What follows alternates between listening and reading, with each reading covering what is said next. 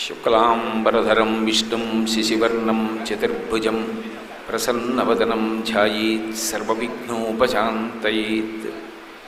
గురుర్బ్రహ్మా గురుర్విష్ణుః గురుర్దేవో మహేశ్వరః గురుస్సాక్షాత్ పరం బ్రహ్మ తస్మై శ్రీ గురవే నమః. వ్యాసాయ విష్ణురూపాయ వ్యాసరూపాయ విష్ణవే నమో వై బ్రహ్మనిధయే వాసిష్ఠాయ నమో నమః. కూజంతం రామ రామేతి మధురం మధురాక్షరం ఆరుహ్య కవితాశాఖాం వందే వాల్మీకికోకిలం. శ్రుతిస్మృతిపురాణానాం ఆలయం కరుణాలయం నమామి భగవత్పాదశంకరం లోకశంకరం. వాగర్థావివ సంపృక్తౌ వాగర్థప్రతిపత్తయే జగతః పితరౌ వందే పార్వతీ పరమేశ్వరౌ. సూక్తిం సమగ్రేతున స్వయమైవ లక్ష్మీ శ్రీరంగరాజమహిషీ మధురైః కటాక్షైః. వైదగ్ధ్యవర్ణగుణగుంభనగౌరవైర్యాం కండూలకర్ణకుహరాः కవయోధయంతి. హైమోర్ధ్వపుండ్రమజహన్మకుటం సునాసం మందస్మితం మకరకుండలచారుగండం బింబాధరం బహుళదీర్ఘకృపాకటాక్షం శ్రీవేంకటైశముఖమాత్మని సన్నిధత్తాం. విమలపటి కమలకుటి పుస్తకరుద్రాక్షసస్తహస్తపుటి కామాక్షి పక్ష్మలాక్షి కలిత విపంచి విభాసి వైరించి. మనోజవం మరుతతుల్యవేగం జితేంద్రియం బుద్ధిమతాం వరిష్టం వాతాత్మజం వరరయూధముఖ్యం శ్రీరామదూతం శిరసా నమామి. ఆపదామపహర్తారం దాతారం సర్వసంపదాం లోకాభిరామం శ్రీరామం భూయో భూయో నమామ్యహం. హరి ఓం. పరమేశ్వర స్వరూపైన సభకి నమస్కారం.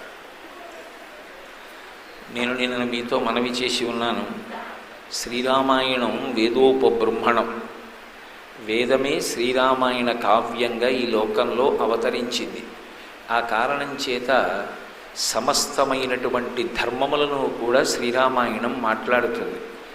అందులో ప్రధానంగా ఈ జాతి సంస్కృతి అంతా కూడా ఎవరి యందు నిలబడుతుందో, ఎవరు పరిధిని అతిక్రమించినంత మాత్రం చేత సమాజంలో అవ్యవస్థ ఏర్పడుతుందో అటువంటి ఆడదానికి ఉండవలసినటువంటి కట్టుబాటు గురించి ఎంతో గొప్పగా ఆ కుశనాభోపాఖ్యానాన్ని విశ్వామిత్ర మహర్షి రామచంద్రమూర్తికి వివరిస్తారు. 9 కుమార్తెలు కుశనాభుడికి ఉన్నప్పటికీ, 9 కూడా చాలా అందగత్తెలైనప్పటికీ, వాయువు వారిని మోహించి వివాహం చేసుకుంటానన్నప్పటికీ తండ్రి యొక్క అనుజ్ఞ లేకుండా మేము వివాహం చేసుకోమని, మేము చేసుకోవడమే కాదు అసలు ఈ భారతదేశమునందు ఎప్పుడూ కూడా ఆడపిల్ల తండ్రిని కాదని వివాహము చేసుకునేటటువంటి రోజు రాకుండుగాక అన్న విశేషాన్ని రామచంద్రమూర్తికి వివరించి, తదనంతరం చూళి అనబడేటటువంటి ఒక మహర్షి తపస్సు చేస్తుండగా సోమద అనబడేటటువంటి గంధర్వకాంత ఆయనని అనేక రకాలైనటువంటి శుశ్రూషలతో మెప్పించింది. ఒక గురువు కేవలము శుశ్రూషకు మాత్రమే పారవస్యాన్ని పొందుతాడు అని నిన్న నేను మీకు వివరించడం జరిగింది. ఆ చూళి మహర్షి సోమదని అడిగాడు, నువ్వు నన్ను ఇంతగా అనుగమించావు, ఇంత సేవించావు, ఇంత శుశ్రూష చేశావు, నీకు నేను ఏదైనా వరం ఇవ్వాలనుకుంటున్నాను, నీకేం కావాలని అడిగాడు. ఆవిడందే, నువ్వు రాశీభూతమైనటువంటి బ్రహ్మజ్ఞానానివి, అపర చతుర్ముఖ బ్రహ్మవు, అపారమైనటువంటి తేజోవంతుడవు. నాకు నీ అనుగ్రహ కటాక్షణం చేత నీవు ఎంత తపశ్శక్తి సంపన్నుడవో అటువంటి కుమారుణ్ణి నాకు అనుగ్రహించు.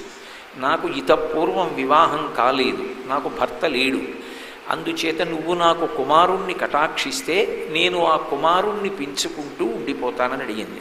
ఆయన ఆమె చేసినటువంటి శుశ్రూష చేత ప్రీతి పొందినవాడై మానసికంగా సంకల్పం చేసి ఉత్తర క్షణంలో ఒక పిల్లవాణ్ణి సృజించి పిల్లవాణ్ణి ఇచ్చాడు.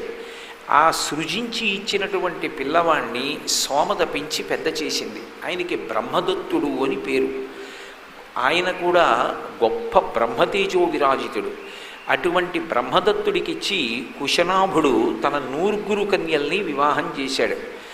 ఆ బ్రహ్మదత్తుడు ఒక్కొక్కరి యొక్క పాణిని గ్రహిస్తూ ఉంటే ఆయన యొక్క తపశ్శక్తి చేత లోపల వంకర టింకరగా తిరుగుతున్నటువంటి వాయువు సక్రమమైన రీతిలో తిరిగాడు. తిరిగినటువంటి కారణం చేత నూర్గురు కన్యలకు యథారూపం సౌందర్యవంతంగా ఏర్పడింది. అప్పుడు ఆ సోమద అత్తగారు పరమ సంతోషంతో, ఇంతటి నియమం కలిగినటువంటి ఆడపిల్లలు నాకు కోడళ్ళుగా వస్తున్నారని వాళ్ళని తన కుమారునకు భార్యలుగా ఆహ్వానించింది. ఆ విధంగా బ్రహ్మదత్తుడికి కుశనాభుని యొక్క కుమార్తెలైన నూర్గురు భార్యలైనటువంటి సన్నివేశాన్ని, గౌతమ మహర్షి యొక్క భార్య అయినటువంటి అహల్య కేవలముగా ప్రలోభ దృష్టితో ఇంద్రుని యందు ఉండిపోయినటువంటి మమకారం చేత ఇంద్రుడితో రమించి చేసినటువంటి దోషాన్ని పోగొట్టడానికి గౌతమ మహర్షి శాపరూపంలో అనుగ్రహించారు. ఎంత తప్పు చేసినా భార్యని విడిచిపెట్టేసేయడం అనేటటువంటిది లేదు భారతీయ సంప్రదాయంలో. భర్త ఆమెని దిద్దుకుని మళ్ళీ పవిత్రమైనటువంటి స్వరూపంగా మార్చి చేపడతాడు తప్ప, ఒక దోషం చేసింది అని భార్యని విడిచిపెట్టడం, విడాకులు ఇచ్చేయడం, ఇటువంటి మాటలు అసలు యథార్థమనకు భారతీయ సంప్రదాయమునందు లేవు. అందుకే ఆయన శాపరూపంలో అనుగ్రహించాడు. వాయుభక్ష నిరాహార తప్యంతి భస్మశాయిని అన్నాడు. నువ్వు వాయువుని మాత్రమే భక్షిస్తూ ఆహారమును స్వీకరించకుండా రజోగుణ తమోగుణ ప్రకోపము శరీరమునకు కలగకుండా పూర్తి సాత్వికమైనటువంటి బుద్ధి కలిగే వరకు నీవు తపస్సు చేస్తావు. తప్యంతి భస్మశాయిని, బూది చేత కప్పబడిన కారణం చేత ఎవ్వరికీ కనపడవు. ఒకనాడు రామచంద్రమూర్తి ఇటుగా వస్తారు. ఆయన పాద పరాగము సోకి నీవు చేసినటువంటి దోషము తొలగిపోయి నువ్వు చేసుకున్నటువంటి తపస్సు చేతనే నువ్వు చేసుకున్న దోషం నుంచి విముక్తురాలవై పరిశుద్ధవై మళ్ళీ నా పక్కకి చేరుకుంటావన్నాడు. రామచంద్రమూర్తి విశ్వామిత్ర మహర్షితో కలిసి మిథిలా నగరానికి వెడుతూ అటుగా వచ్చినప్పుడు గౌతమ మహర్షి ఆశ్రమంలో భస్మము చేత కప్పబడి పడిపోయి ఉన్నటువంటి గౌతముని యొక్క ఇల్లాలైన అహల్య మీదకి ఆయన యొక్క గాలి సోకి ఆయన పాద పరాగము తగిలినటువంటి కారణం చేత మళ్ళీ ఆమె చైతన్యమును పొంది పరమ పవిత్రయై లేచి నిలబడింది. ఆ తల్లిని స్వీకరించడానికి వెంటనే గౌతమ మహర్షి వచ్చారు. వచ్చి గౌతమ మహర్షి మళ్ళీ అహల్యని తన భార్యగా స్వీకరించి సంతోషంగా ఇద్దరూ కలిసి తమ తపస్సు నిర్వహించడం కోసమని బయలుదేరారు. శాప విమోచనాన్ని పొందినటువంటి అహల్యని చూసి ముందు నమస్కారం రామచంద్రమూర్తి చేశారు. ఎందుచేత అంటే రాముడు అప్పటికి బ్రహ్మచారిగా ఉన్నాడు, ఆమె గృహిణి, పైగా విశేషమైనటువంటి తపశ్శక్తి సంపన్నురాలు. అన్నిటినీ మించి గౌతమ మహర్షి యొక్క ఇల్లాలు. అటువంటి తల్లికి నమస్కరించవలసినటువంటి కర్తవ్యం బ్రహ్మచారిగా రామునికి ఉన్నది కనుక ధర్మ ప్రతిష్టాపన చెయ్యవలసినవాడు, లోకానికి ధర్మాన్ని నేర్పవలసినవాడు కనుక బ్రహ్మచారి అయినటువంటి రామచంద్రమూర్తి తానే ఆమెకు నమస్కరించారు. కాబట్టి ఆమెకు నమస్కరించిన తరువాత ఆమెకి జ్ఞాపకానికి వచ్చింది. స్మరంతి గౌతమవచః ప్రతిజగ్రాహసాచతౌ అన్నారు మహర్షి. గౌతముడు చెప్పిన మాట జ్ఞాపకానికి వచ్చింది. రాముడు ఇటుగా వచ్చినప్పుడు నీవు చేసినటువంటి దోషము ఆయన యొక్క స్పర్శ చేత తొలగిపోతుంది. అప్పుడు నువ్వు ఆయనకి ఆతిథ్యం ఇచ్చి గౌరవ మర్యాదలు నడపవలసినది అని. అందుకే ఆ ఇల్లాలు ఆ రామచంద్రమూర్తికి, లక్ష్మణస్వామికి, విశ్వామిత్రుడికి అర్ఘ్యపాద్యాది సత్కారములను చేసి గౌరవించింది. తదనంతరం గౌతమ మహర్షి, అహల్య ఇద్దరూ కూడా తమ ఆశ్రమానికి తపస్సు చేసుకోవడం కోసమని బయలుదేరిపోయారు. కాబట్టి శ్రీరామాయణంలో విశ్వామిత్ర మహర్షి రామచంద్రమూర్తితో ఈ కథ ప్రస్తావన చేసినప్పుడు అక్కడే అహల్య శాప విమోచనాన్ని పొందినప్పుడు రాముడికి అసలు తపస్సుకుండేటటువంటి శక్తి ఎటువంటిది, భారతీయ ధర్మంలో వైవాహిక జీవితానికి ఉండేటటువంటి గొప్పతనం ఎటువంటిది, ఇవాళ ఒక స్త్రీని భార్యగా స్వీకరించడం, రేపు విడిచిపెట్టడం అటువంటిది చెయ్యడం కాదు. ఇక్కడ స్త్రీని భార్యగా స్వీకరించడం అంటే ధర్మపత్నిగా స్వీకరిస్తారు తప్ప కామపత్నిగా స్వీకరించరు. అందుకే ధర్మపత్ని సమేతస్య, ఆమె ధర్మమునకు ఆలవాలము, ధర్మమునకు చేయూత. ఆమె పక్కన ఉంటే యజ్ఞయాగాది క్రతువులు చెయ్యగలడు. ఆమె పక్కన ఉంటే తన కడుపున పుట్టిన కుమార్తెకైనా కన్యాదానం చెయ్యగలడు. ఆమె కాని లేదో తాను యజ్ఞం చెయ్యడానికి కూడా ఇక అధికారి కాడు. ఎడంభుజం మీద ఉత్తరీయం వేసుకోవడానికి అధికారం కూడా ఉండదు. సనాతన ధర్మమునందు భార్యాస్థానానికి ఉన్నటువంటి గౌరవం ఏమిటో, భార్యకి ఎటువంటి ఇబ్బంది అయినా కలిగితే ఆమెని సంస్కరించి చేపట్టి పక్కన పెట్టుకోవలసినటువంటి అవసరం ఎంత గొప్పదో, భార్య పరుల చేత మాట పడకుండా, భార్య తన మనసు 10 మంది అనేటటువంటి మాటల వలన చిన్నబుచ్చుకోవలసినటువంటి అవసరం లేకుండా భార్యని రక్షించుకోవలసినటువంటి కర్తవ్యం భర్త మీద ఎంత గొప్పగా ఉంటుందో, దాన్ని భర్త ఎంత పరిణతితో పోషించవలసి ఉంటుందో, అలా లేనినాడు భార్య భర్త చేత కాదు బయటవారి చేత మాటల పడి ఎంత కుపితురాలవుతుందో, భర్త పక్కనే ఉన్నా కూడా ఆమె మనసు ఎంత ఖేదానికి గురవుతుందో, అటువంటి స్థితి నుంచి ఉద్ధరించగలిగినటువంటి వాడు భర్త మాత్రమే. ఆ భర్త భార్యకి సుఖాన్ని కల్పించడంలో, పేరు ప్రఖ్యాతులు తేవడంలో, గౌరవాన్ని సంపాదించి పెట్టడంలో, ఆమె కీర్తివంతురాలై పరమ సంతోషంతో తృప్తిగా జీవనం గడిపేటట్టుగా చెయ్యడంలో ఒక భర్తకి ఎంత గొప్ప పాత్ర ఉంటుందో, తాను ఎలా వ్యవహరించవలసి ఉంటుందో వైవాహిక జీవితం గురించి రామచంద్రమూర్తికి చెప్పకుండానే ఒక అద్భుతమైనటువంటి ఘట్టాన్ని విశ్వామిత్రుడు ప్రబోధం చేశాడు.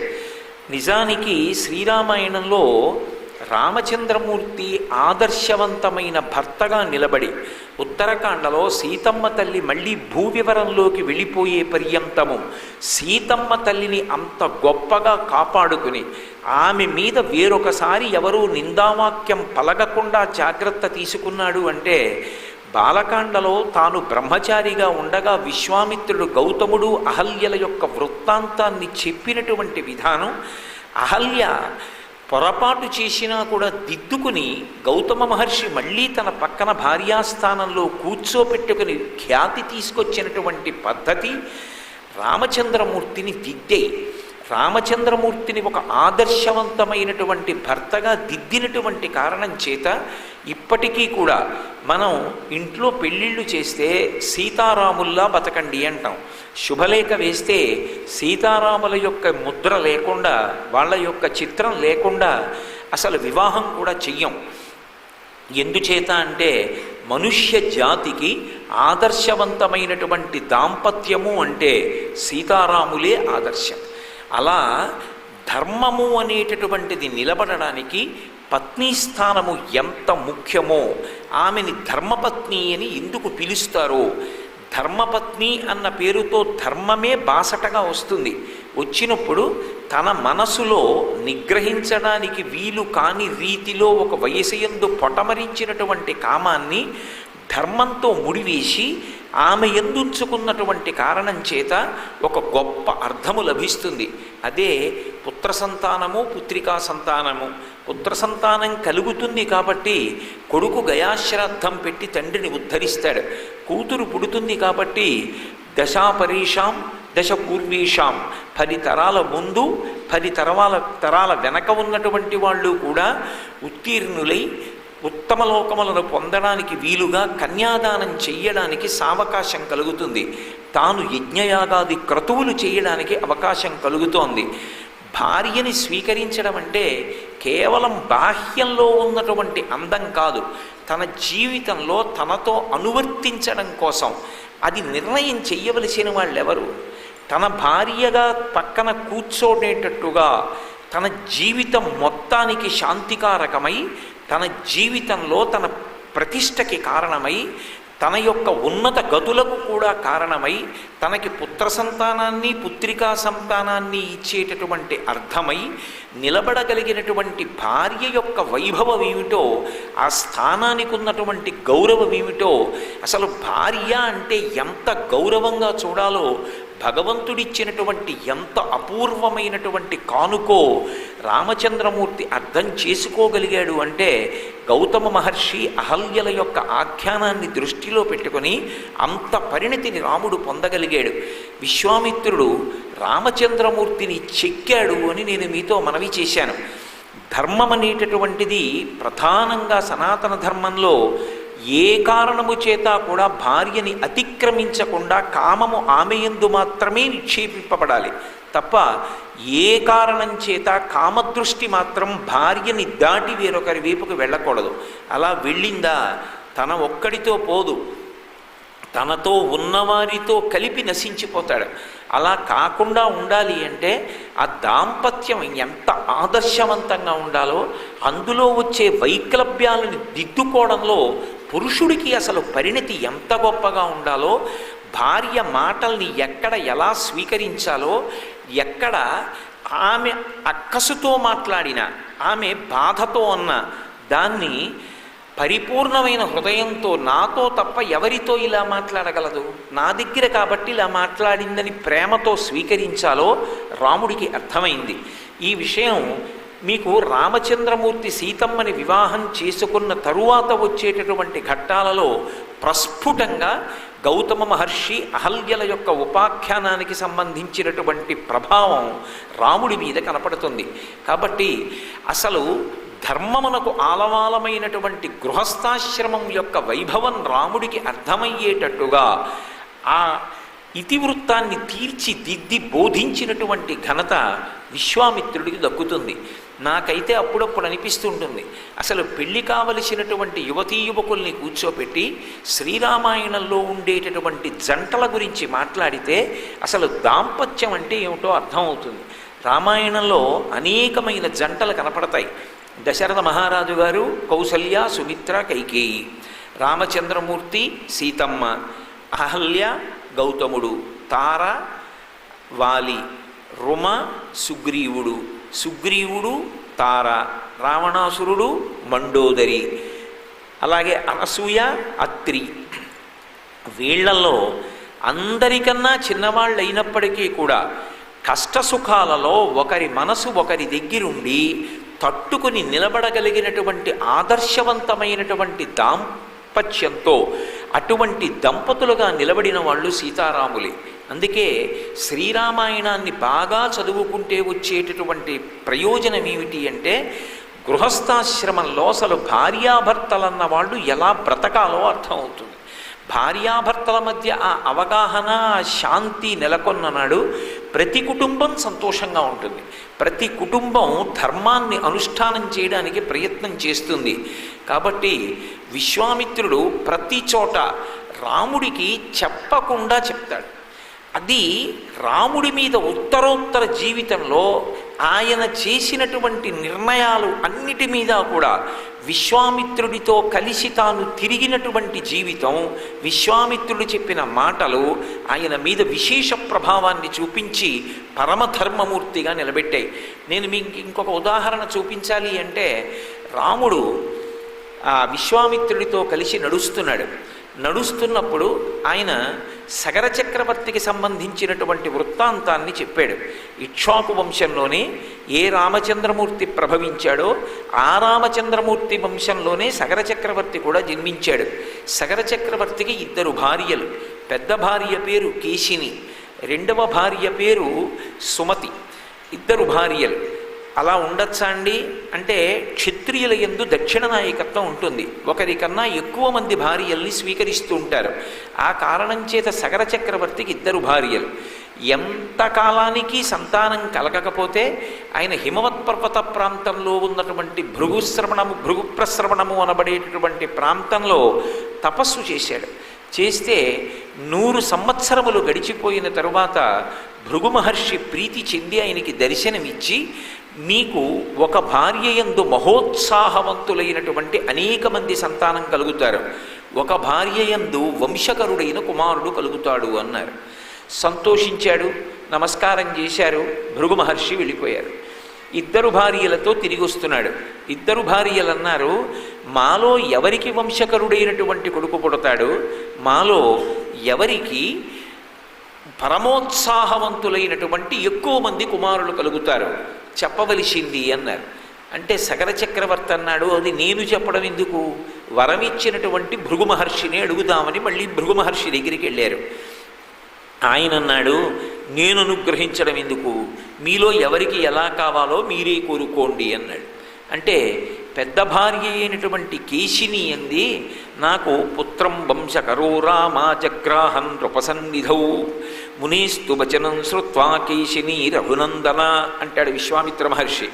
ఓ రామ, ఆ సగర చక్రవర్తి యొక్క పెద్ద భార్య అయినటువంటి కేశిని వంశకరుడైనటువంటి కుమారుడు కావాలి అని అడిగింది. అంటే ఆయన వలన వంశము యొక్క పరంపర నడవాలి, అటువంటి కుమారుడు నాకు కావాలి అని అడిగింది. రెండవ భార్య అయినటువంటి సుమతి మాత్రం షష్ఠిం పుత్ర సహస్రాన్ని, ఆమె 60,000 మంది పిల్లలు కావాలి అని అడిగింది. 60,000 మంది పిల్లలు పుడతారని చెప్పి అనుగ్రహించాడు. పెద్ద భార్య అయినటువంటి కేశినికి ఒక్కడే కుమారుడు పుట్టాడు, ఆయన పేరు అసమంజసుడు. రెండవ భార్య అయినటువంటి సుమతికి ఒక మాంస పిండం ఒకటి ఉద్భవించింది. ఆ మాంస పిండమునకు చిన్న చిన్న చిన్న చిన్న బుడగల్లా బిడ్డలు పట్టి ఉన్నారు. 60,000 మంది దాదులు వాళ్ళని నీతి కుండల్లో పెట్టి పెంచారు. వాళ్ళే సగర చక్రవర్తి కుమారులు కనుక వాళ్ళకి ఇంకా ప్రత్యేకంగా పేరు పెట్టకుండా సగరులు అని పిలిచారు. వాళ్ళు మహోత్సాహం కీర్తిమతో జగ్రాహ సుమతి సుతాన్ అన్నారు మహర్షి. వాళ్ళు మహోత్సాహవంతులు, ముందు వెనుకలు ఆలోచించారు. అటువంటి పిల్లలు పుట్టారు. కొంతకాలమైంది, చెప్తున్నాడు రాముడితో విశ్వామిత్ర మహర్షి, సగర చక్రవర్తి యొక్క పెద్ద కుమార్తె పెద్ద భార్య అయినటువంటి కేశినికి జన్మించినటువంటి కుమారుడు అసమంజసుని యందు ఒక విపరీత ధోరణి ఉండేది. ఆయన ప్రతిరోజు సాయంకాలం వేళ సరయూ నది ఒడ్డుకెళ్ళి అయోధ్యానగరంలో ఉన్నటువంటి పిల్లల్ని ఆడుకోవడానికి రమ్మని, ఆ పిల్లలు ఆడుకోవడానికి వస్తే ఒక్కొక్క పిల్లవాడిని పట్టుకుని సరయూ నదిలో తోసేస్తుండేవాడు. ఆ పిల్లవాడు నదిలో కొట్టుకుపోతుంటే ఇతను సంతోషాన్ని పొందుతుండేవాడు. చక్రవర్తి కుమారుడు లేకలేక పుట్టాడు, పెద్ద కుమార్తె యొక్క కొడుకు, పైగా విశేషించి వంశకరుడని కొంతకాలం ప్రజలు భరించారు. ఆఖరికి ఈ విషయాన్ని బాధపడినటువంటి ప్రజలు వెళ్ళి చక్రవర్తి అయినటువంటి సగరునితో చెప్పారు.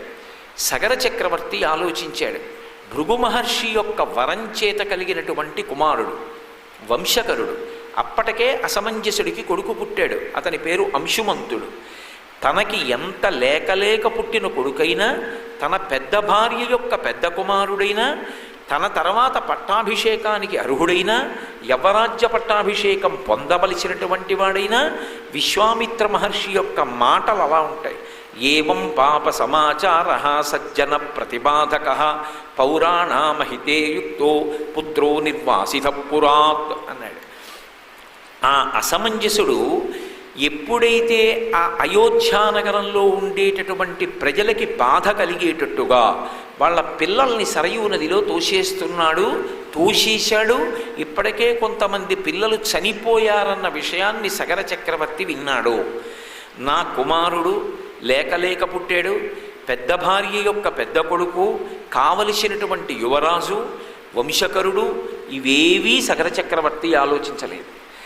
ఆయన పౌరాణామహితోయుక్తో అహితం చేశాడు. అంటే ప్రజలకు హితము కానటువంటి పని చేసినటువంటి తన కుమారుడి పట్ల ఏ విధమైనటువంటి కారుణ్యము చూపించకుండా పుత్రో నిర్వాసిత పురాత్, ఆ కొడుకుని పిలిచి నువ్వు ఇక ఈ దేశంలో ఉండడానికి వీల్లేదని దేశ బహిష్కారం విధించి పంపించేశాడు. రామా నీకు మంగళమగుగాక అంటాడు. రామా బాగా అర్థం చేసుకున్నావా? ప్రజాక్షేమం చూడవలసినటువంటి రాజుగా కూర్చున్నప్పుడు రాజుగా కూర్చుని ప్రజల క్షేమం చూడాలా? రాజుగా కూర్చుని తప్పు చేసినా తన వారిని వెనకేసుకు రావాలా అన్న సంక్లిష్టమైన పరిస్థితి వస్తే రాచపదవిలో కూర్చున్ననాడు ప్రజా సంక్షేమాన్ని చూడవలసి వస్తే తన కుమారుణ్ణి కూడా సగర చక్రవర్తి విడిచిపెట్టాడు. ఆ వంశంలో పుట్టావు రామా చెప్పడం.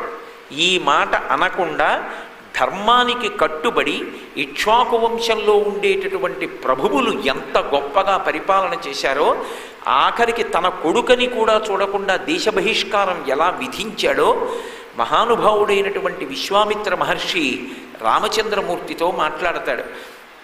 అంటే ఉత్తరోత్తర సింహాసనంలో కూర్చున్నప్పుడు ఏ విధమైనటువంటి రాగద్వేషాలకి లోను కాకుండా ధర్మాన్ని నిలబెట్టవలసి వస్తే తన ప్రాణ సమానమైనటువంటి వాళ్ళని ఎవరినైనా సరే రాముడు విడిచిపెట్టేస్తాడంతే. ధర్మమా తన తమ్ముడా, ధర్మమా తన భార్యయా, ఈ ప్రశ్న ఉదయిస్తే తాను సింహాసనం మీద కూర్చున్నప్పుడు రాజారాముడిగా కూర్చున్న స్థితిలో ఆయన ఎంత ధర్మాన్ని పట్టుకుని ఉంటాడు అంటే, రాచరికానికి కావలసినటువంటి ధర్మాన్ని నిలబెట్టడానికి, ఆదర్శవంతమైనటువంటి ప్రభువుగా నిలబడడానికి, సమస్తమైనటువంటి ఆరోపణలకు అతీతమైన స్థితిలో దుర్నిరీక్షుడై నిలబడడానికి అవసరమైతే ధర్మం కోసం దేన్నైనా పరిత్యజించేస్తాడు. ఎక్కడి నుంచి వచ్చింది ఇదంతా అంటే విశ్వామిత్ర మహర్షి చెప్పినటువంటి విశేషాలు. అందులోంచి ఆ ధర్మమునందు అటువంటి అనురక్తి పుట్టింది. నేను అలా ఉండని నాడు నాతో పోది అపకీర్తి, నా ముందు పరిపాలించినటువంటి నా వంశకర్తలైనటువంటి పెద్దలు ఎవరున్నారో వాళ్ళకి కూడా అపకీర్తి వస్తుంది. కాబట్టి నేను ధర్మాన్ని మాత్రమే పట్టుకోవాలి తప్ప ధర్మాన్ని అసలు విడిచిపెట్టడానికి వీల్లేదు. రాముడి ఎంత ధర్మము పట్ల అంత పూనిక కలిగేటట్టుగా ఎవరు చేశారు అంటే గురువైనటువంటి విశ్వామిత్రుడు చేశాడు, గురువైనటువంటి వశిష్ఠ మహర్షి చేశారు. అది నరుడిగా పుట్టినటువంటి రాముడికి తనంత తానుగా ధర్మమునందు అనురక్తి కలిగింది అన్నాం అనుకోండి, అది మిగిలినటువంటి నరులకు ఆదర్శవంతముగా చెప్పడానికి అవకాశం కలగదు. గురుబోధ చేత ధర్మమునందు అంత అనురక్తి కలిగింది. మనకి దేని వలన అనురక్తి కలగాలి? శ్రీరామాయణానికి మనం వారసులం, మనం రామాయణానికి వారసులం. కాబట్టి రామాయణం చదివి రామాయణమునందు ధర్మమునకు ఎలా పట్టాభిషేకం చెయ్యబడిందో గుర్తించిన నాడు మనకి కూడా ధర్మమునందే అనురక్తి కలుగుతుంది. అందుకే శ్రీరామాయణం చదవడం వల్ల కలిగేటటువంటి ప్రథమ ప్రయోజనం ఏది అంటే ధర్మమునందు అనురక్తియే. కాబట్టి విశ్వామిత్ర మహర్షి ఈ మాట చెప్పారు. ఇంకొంచెం ముందుకెడతారు. ఎక్కడి కథని ఎక్కడికి తీసుకొస్తాడో తీసుకొచ్చి ఎంత గొప్పగా ధర్మానికి సంబంధించి రామచంద్ర ప్రభువుని చెక్కి చూపిస్తాడో ఆయన. గంగానది ప్రవహిస్తోంది. ఆ ప్రవహిస్తున్నటువంటి గంగానదిని చూపించి రామచంద్రమూర్తి అడిగారు, ఈ గంగ ఎలా వచ్చింది? ఆకాశంలో ప్రవహించవలసినటువంటి దేవగంగ ఈ భూమి మీదకి వచ్చి ప్రవహించడానికి కారణం ఏమిటని అడిగాడు. అడిగితే ఇక్ష్వాకు వంశంలోనే ప్రభవించినటువంటి సగర చక్రవర్తి యొక్క కుమారుల కథని, గంగావతరణం చేయించినటువంటి భగీరథుడి కథని, అసలు భగీరథుడు గంగావతరణం ఎందుకు చేయించాలి, ఎందుకు ఆయనకంత పట్టుదల, భగీరథ ప్రయత్నం అంటాం. ఆ భగీరథ ప్రయత్నం అన్న మాట ఎందుకు వచ్చింది? అసలు ఒక మనిషిగా పుట్టినటువంటి వాడికి ఉండవలసినటువంటి మొట్టమొదటి కర్తవ్యం ఏది? ఎవరి పట్ల గౌరవంతో ఉండాలి, ఎవరి పట్ల పూజ్యభావన ఉండాలి. అది లేనినాడు మనుష్య జన్మ ఎంత అసహ్యకరమైనదైపోతుంది. చెప్పకుండా అద్భుతంగా చెప్పాడు. మీకు ఇందాక నేను మనవి చేశాను, సగర చక్రవర్తి యొక్క పెద్ద భార్యకి ఒక్కడే కొడుకు అసమంజసుడు. ఆ అసమంజసుని యొక్క కుమారుడు అంశుమంతుడు. కానీ రెండవ భార్య అయినటువంటి సుమతికి 60,000 మంది కుమారులు సగరులు. ఒకానొకప్పుడు సగర చక్రవర్తి యజ్ఞం చేస్తున్నాడు. యజ్ఞమునకు దీక్ష ఉంటుంది. ఆ దీక్షా స్వీకారం చేసిన తరువాత ఇక పీటల మించి లేచిపోవడం కానీ, యజ్ఞం చేస్తున్నవాడు ఊరు విడిచిపెట్టి వెళ్ళిపోవడం కానీ చేయకూడదు. అసలు నిజానికి వేదంలో దీక్ష అన్న మాట దేనికి అన్వయం అవుతుంది అంటే యజ్ఞమునకు మాత్రమే దీక్ష అనేటటువంటి మాట అన్వయం అవుతుంది. అందుకే యజ్ఞం చేస్తే పూర్వం నదీ తీరంలో యజ్ఞం చేసేవారు. గంగా తీరంలో, సరయూ తీరంలో, నదీ తీరాలలో యజ్ఞం చేసి అంతఃపురాన్ని కూడా ప్రభువు విడిచిపెట్టి నదీ తీరంలో వేసినటువంటి పర్ణశాలలో ప్రవేశించి యజ్ఞం పూర్తయిపోయేంత వరకు అక్కడే ఉండి యజ్ఞము పరిసమాప్తమైపోయిన తర్వాత అవబృధ స్నానం చేసి అప్పుడు అంతఃపుర ప్రవేశం చేసేవాడు. అప్పటి వరకు దీక్షితుడై ఉంటాడు. దీక్షితుడై ఉన్నటువంటి రాజు ఏ కారణం చేత కూడా పీటల మించి లేవకూడదు. ధర్మం అంటే ధర్మమే. శ్రీరామాయణం ధర్మాన్ని అంత గొప్పగా బోధ చేస్తుంది. అందుకే సగర చక్రవర్తి యజ్ఞం చేస్తూ అశ్వమేధయాగం చేస్తూ యజ్ఞాశ్వాన్ని విడిచిపెట్టాడు.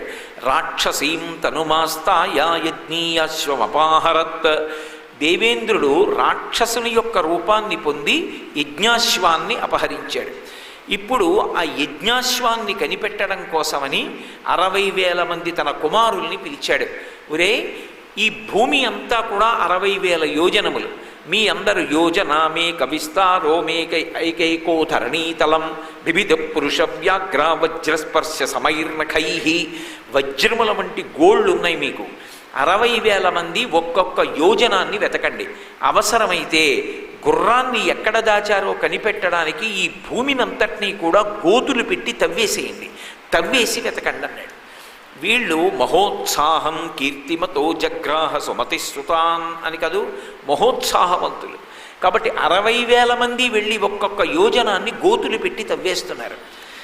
ఈ సృష్టి ప్రారంభం చేసినప్పుడు చతుర్ముఖ బ్రహ్మగారు నియమం చేశారు, ఈ భూమికి సర్వదా రక్షకుడు ఎవరు అంటే శ్రీ మహావిష్ణువు. భూమిని నిష్కారణంగా తన్నడం కానీ, భూమికి నిష్కారణంగా గోతులు పెట్టడం కానీ, భూమి పట్ల అనాదర భావంతో ప్రవర్తించడం కానీ చేస్తే విష్ణువు యొక్క ఆగ్రహానికి గురవుతారు. అందుకే నిద్ర లేచి తప్పనిసరి పరిస్థితుల్లో కాలు కింద పెట్టవలసి వచ్చినప్పటికీ కూడా మంచం మించి కాలు కింద పెడుతూనే భూదేవికి క్షమాపణ చెప్పి నమస్కారం చేసి కిందకి దిగుతాం. అమ్మా, నువ్వు శ్రీ మహావిష్ణువు యొక్క ఇల్లాలివి, నాకు తప్పట్లేదు, నడవడానికి నీ మీద కాలు పెట్టడం వినా మార్గం లేదు, అందుకని అమ్మా నన్ను మన్నించు అని విష్ణుపత్ని నమస్తుభ్యం పాదాహతిం క్షమస్వమి, అమ్మా తప్పక నీ మీద కాలు పెడుతున్నాను, నన్ను మన్నించమని అడిగి ప్రార్థన చేసి కాలు పెట్టి దిగుతాం. అటువంటిది భూమిని అంతటినీ గోతులు పెట్టి తవ్వేస్తుంటే దేవతలందరూ బ్రహ్మగారి దగ్గరికి వెళ్ళారు. ఈ సగరులు అత్యుత్సాహవంతులై భూమిని తవ్వేస్తున్నారు. ఎలా అని అడిగారు. ఆయన అన్నాడు, ఈ భూమిని రక్షించవలసినటువంటి వాడు శ్రీ మహావిష్ణువు. ఆయన ప్రస్తుతం కాపిలం రూపమాస్తాయ ధారయత్యనిశం ధరాం, కపిల మహర్షి రూపంలో ఇవాళ పాతాళలోకంలో తపస్సు చేస్తున్నాడు.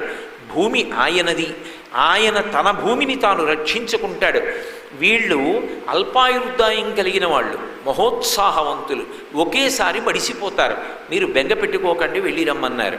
ఈ 60,000 మంది సగరులు చిట్ట చివరికి వెతుక్కుంటూ కిందకి వెళ్ళిపోయారు, పాతాళలోకానికి వెళ్ళిపోయారు. వెళ్ళిపోయిన తర్వాత కపిల మహర్షి ఆశ్రమంలో ఆ గుర్రాన్ని కట్టి ఇంద్రుడు వెళ్ళిపోయాడు.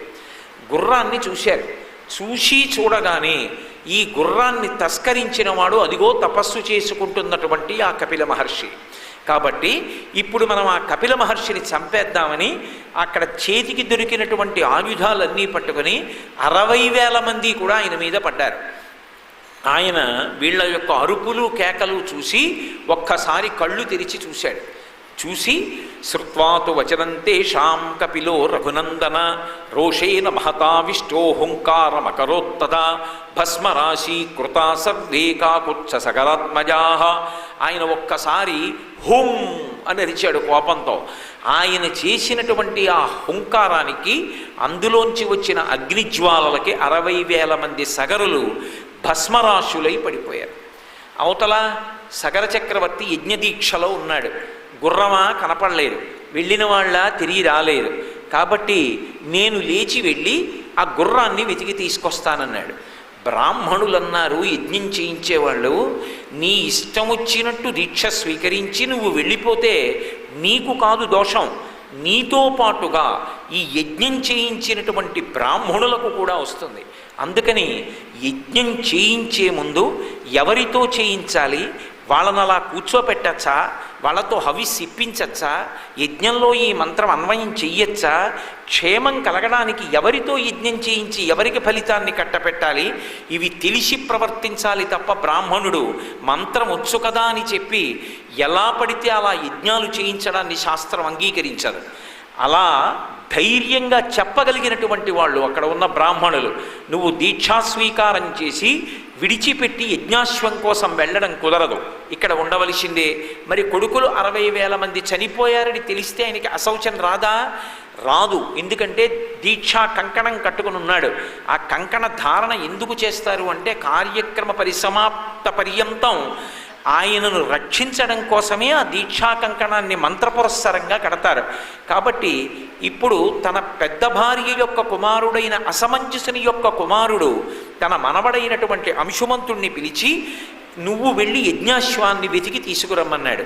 అంశుమంతుడు వెతికాడు, పాతాళలోకానికి వెళ్ళాడు. కపిల మహర్షి ఆశ్రమంలో ఉన్నటువంటి యజ్ఞాశ్వాన్ని చూశాడు. కపిల మహర్షికి నమస్కారం చేసి యజ్ఞాశ్వాన్ని తీసుకొద్దామని వెళ్ళాడు. 60,000 బూది కుప్పలు కనపడ్డాయి. ఈ 60,000 బూది కుప్పలు ఎవరివి? తన పినతండ్రులవు. ఆయన యజ్ఞాశ్వం దొరికిందని సంతోషపడి రాలేదు. 60,000 బూది కుప్పలు కనపడితే ఇవి మా పినతండ్రులవి. మా పినతండ్రులు 60,000 మంది శరీరం విడిచిపెట్టారు అంటే ఉత్తర క్షణంలో వాళ్ళకి జలతర్పణ చెయ్యాలి. ఆ నీళ్లు తాగితే తప్ప వాళ్ళకి దాహం పోదు. శరీరాల్ని విడిచిపెట్టి సూక్ష్మరూపాలతో ప్రయాణం చేస్తారు. కాబట్టి ఉన్న ఉత్తరాధికారిని నేనే. జలతర్పణ చెయ్యాలని ముందు గుర్రాన్ని తీసుకెళ్లే ప్రయత్నం చేయలేదు, జలతర్పణ చేయడానికి ప్రయత్నం చేశాడు. అంటే మనం బాగా రామాయణం చదువుకున్నప్పుడు జ్ఞాపకం పెట్టుకోవలసిన విషయం ఏమిటంటే పితృకార్యమునందు ఏమరపాటు పనికిరాదు. తల్లి తండ్రి వాళ్ళిద్దరూ లేనినాడు, వాళ్ళు జన్మ ఇవ్వని నాడు, వాళ్ళు అంత ప్రేమతో పెంచి పెద్ద చెయ్యని నాడు అసలు నేనున్నానన్న మాటే లేదు. అటువంటి తల్లి తండ్రి శరీరం పడిపోయిన రోజు జ్ఞాపకం పెట్టుకొని శ్రాద్ధకర్మ చెయ్యడానికి ఇష్టపడనటువంటి వాడు, తల్లిని తండ్రినే స్మరించనటువంటి వాడు వాడితో స్నేహం చేస్తే నన్ను గౌరవిస్తాడని, నా నమ్మకాన్ని నిలబెడతాడని, నా మాట వింటాడని వాడిని నేను నమ్మవచ్చని నేను ఎలా రూఢం చేసుకుంటాను? కన్న తల్లిదండ్రులకే తద్దినం పెట్టనటువంటి వాడు ఇతరులతో సక్రమంగా ప్రవర్తిస్తాడా? ఒక మనుష్యుని యొక్క ప్రథమ కర్తవ్యం ఏది అంటే తల్లిదండ్రులకు తద్దినం పెట్టడం. ఒక తల్లి ఒక తండ్రి కడుపున పుట్టినటువంటి అన్నదమ్ములు ఏ కారణానికి దెబ్బలాడుకోనివ్వండి, తండ్రి గారు శరీరం విడిచిపెట్టిన రోజున, తల్లిగారు శరీరం విడిచిపెట్టిన రోజున పెద్దన్నగారి ఇంటికి వెళ్ళి తద్దినం పెట్టడానికి పక్కన కూర్చోడానికి సిద్ధపడనటువంటి తమ్ముడు వాడు బ్రతికున్నా సరే వాడు ఘోరమైనటువంటి అపరాధం చేసినటువంటి వాడు. వాడికి పితృదేవతల యొక్క ఆశీర్వచనం ఉండదు. వెళ్ళి తీరాలి, తల్లిదండ్రులకు తద్దినం పెట్టి తీరాలి.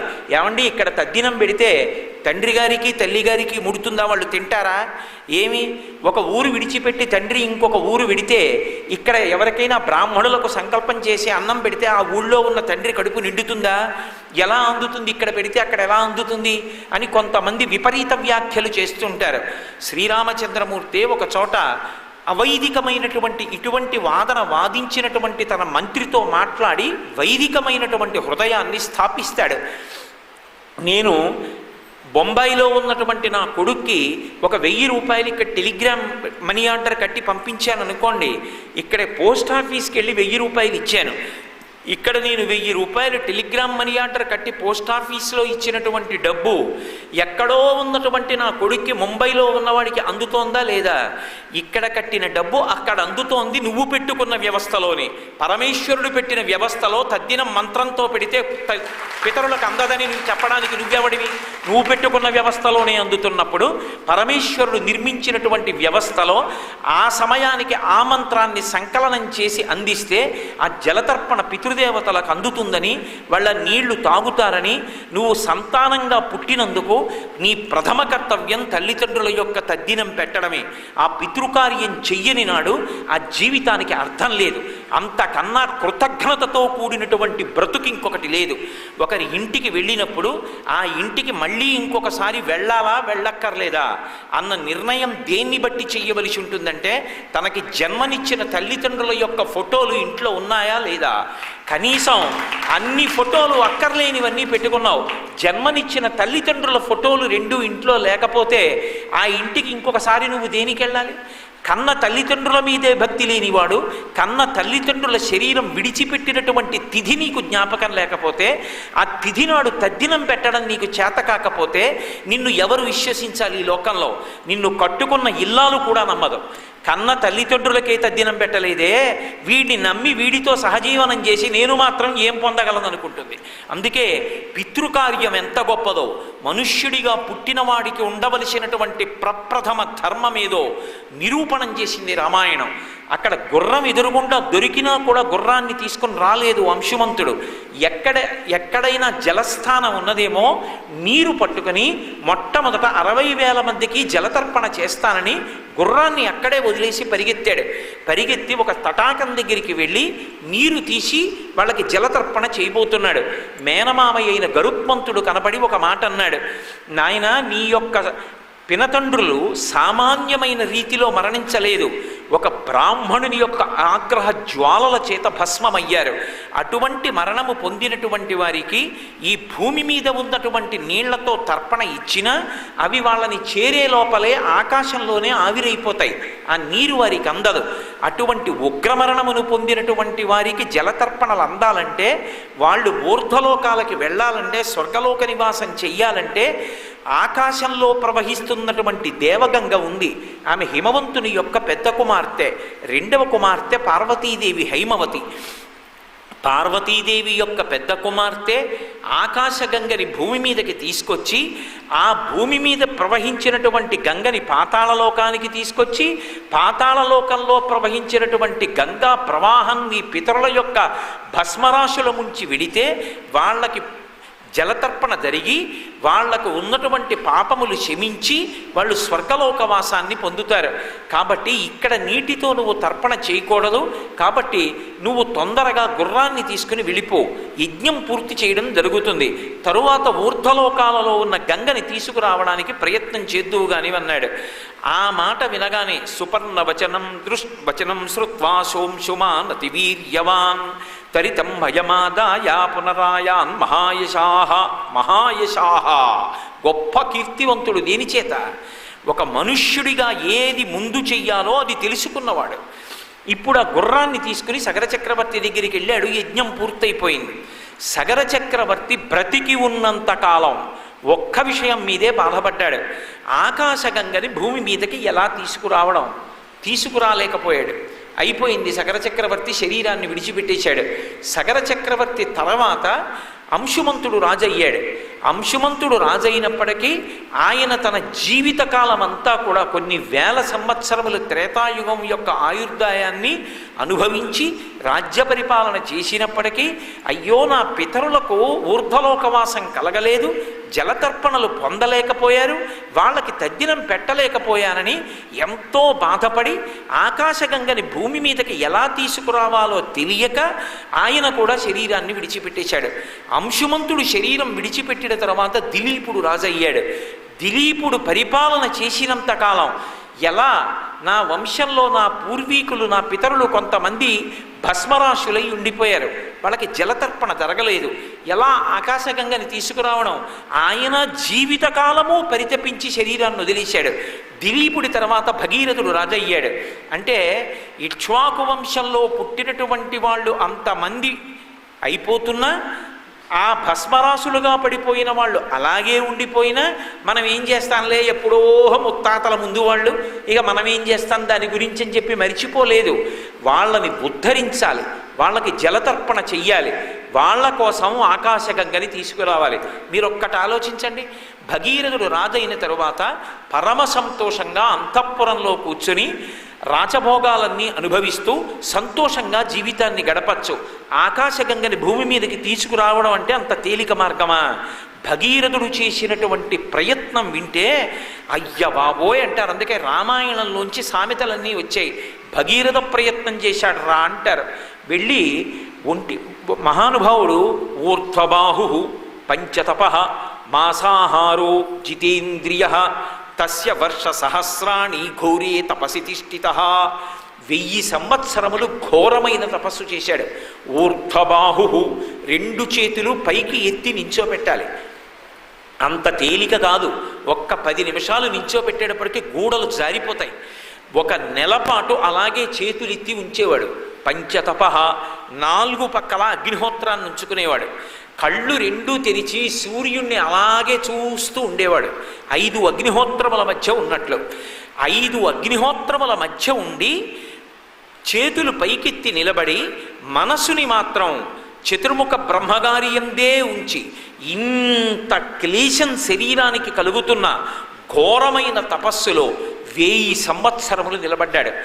నెలకి ఒక్కసారి మాత్రమే అన్నం తిన్నాడు. ఎందుకని? శరీరం అన్నం తినకుండా తపస్సులో పడగొట్టేశారనుకోండి, ఆ శరీరము నదీ రూపాన్ని పొంది ప్రవహించి వెళ్ళిపోతుంది. తప్ప ఆ శరీరం ఏది అనుకుందో అది సాధించడం కుదరదు. మహాభారతంలో భీష్మాచార్యుల వారిని సంహరించడం కోసం, వారి మరణానికి కారణం అవ్వాలని అంబ తపస్సు చేసింది. తపస్సు చేసి తొందరగా సిద్ధి పొందాలని అన్నం తినడం కూడా మానేసింది. మానేస్తే గంగా నది చెప్తుంది, అలా అయితే నదివైపోతావని. అన్నం తినకుండా తపస్సు చేసినందుకు సగం శరీరం నదైపోయింది. అయినా సరే తపస్సు చేసి ఆఖరికి శివసాక్షాత్కారాన్ని పొంది భీష్ముని యొక్క మరణమునకు కారణమై శిఖండి అయి పుట్టింది. అందుకని ఆహారాన్ని ఏదో ఒక కాలపరిమితిలో తినాలి. మాంసాహారో జితేంద్రియ, నెలకి ఒక్కసారే అన్నం తింటూ ఇంద్రియములను జయించిన వాడై 1000 ఏళ్ళు తపస్సు చేశాడు. ఎవరి కోసం? బాగా ఆలోచించండి. తన కోసం కాదు. ఎక్కడో తనకి పూర్వం ఉన్నటువంటి వాళ్ళు పడిపోతే, భస్మరాసులైపోతే, అయ్యయ్యో వాళ్ళకి జలతర్పణ జరగలేదు, వాళ్ళకి జలతర్పణ జరగాలి, లేనినాడు నేను ఆ వంశంలో పుట్టి ప్రయోజనం ఏమిటి? తన ముందు పుట్టినటువంటి వాళ్ళకి ఉత్తరక్రియలు చేయడంలో అంతటి శ్రద్ధ పట్టారు ఇక్ష్వాకు వంశంలోని వాళ్ళు. అంత ఘోరమైన తపస్సు చేస్తే 1000 సంవత్సరముల తర్వాత హంసవాహనారూఢుడై చతుర్ముఖ బ్రహ్మగారు ప్రత్యక్షమయ్యారు. అయి ఏం కావాలని అడిగాడు. అడిగితే ఆయన అన్నాడు, మా ఇక్ష్వాకు వంశంలో ఎప్పుడూ చక్రవర్తులు సంతానం కోసం ఇబ్బంది పడుతూ ఉంటారు. నా వంశంలో విచ్ఛిన్నం కాకుండా ఎప్పుడూ సంతానం కలిగేటట్టుగా అనుగ్రహించమని అడిగాడు. తప్పకుండా నీ వంశం అవిచ్ఛిన్నంగా పరంపరాగతంగా కొనసాగుతుంది, పుత్ర సంతానాన్ని పొందుతారు, బెంగ పెట్టుకోవద్దన్నాడు. రెండో వరం ఏం కావాలని అడిగాడు.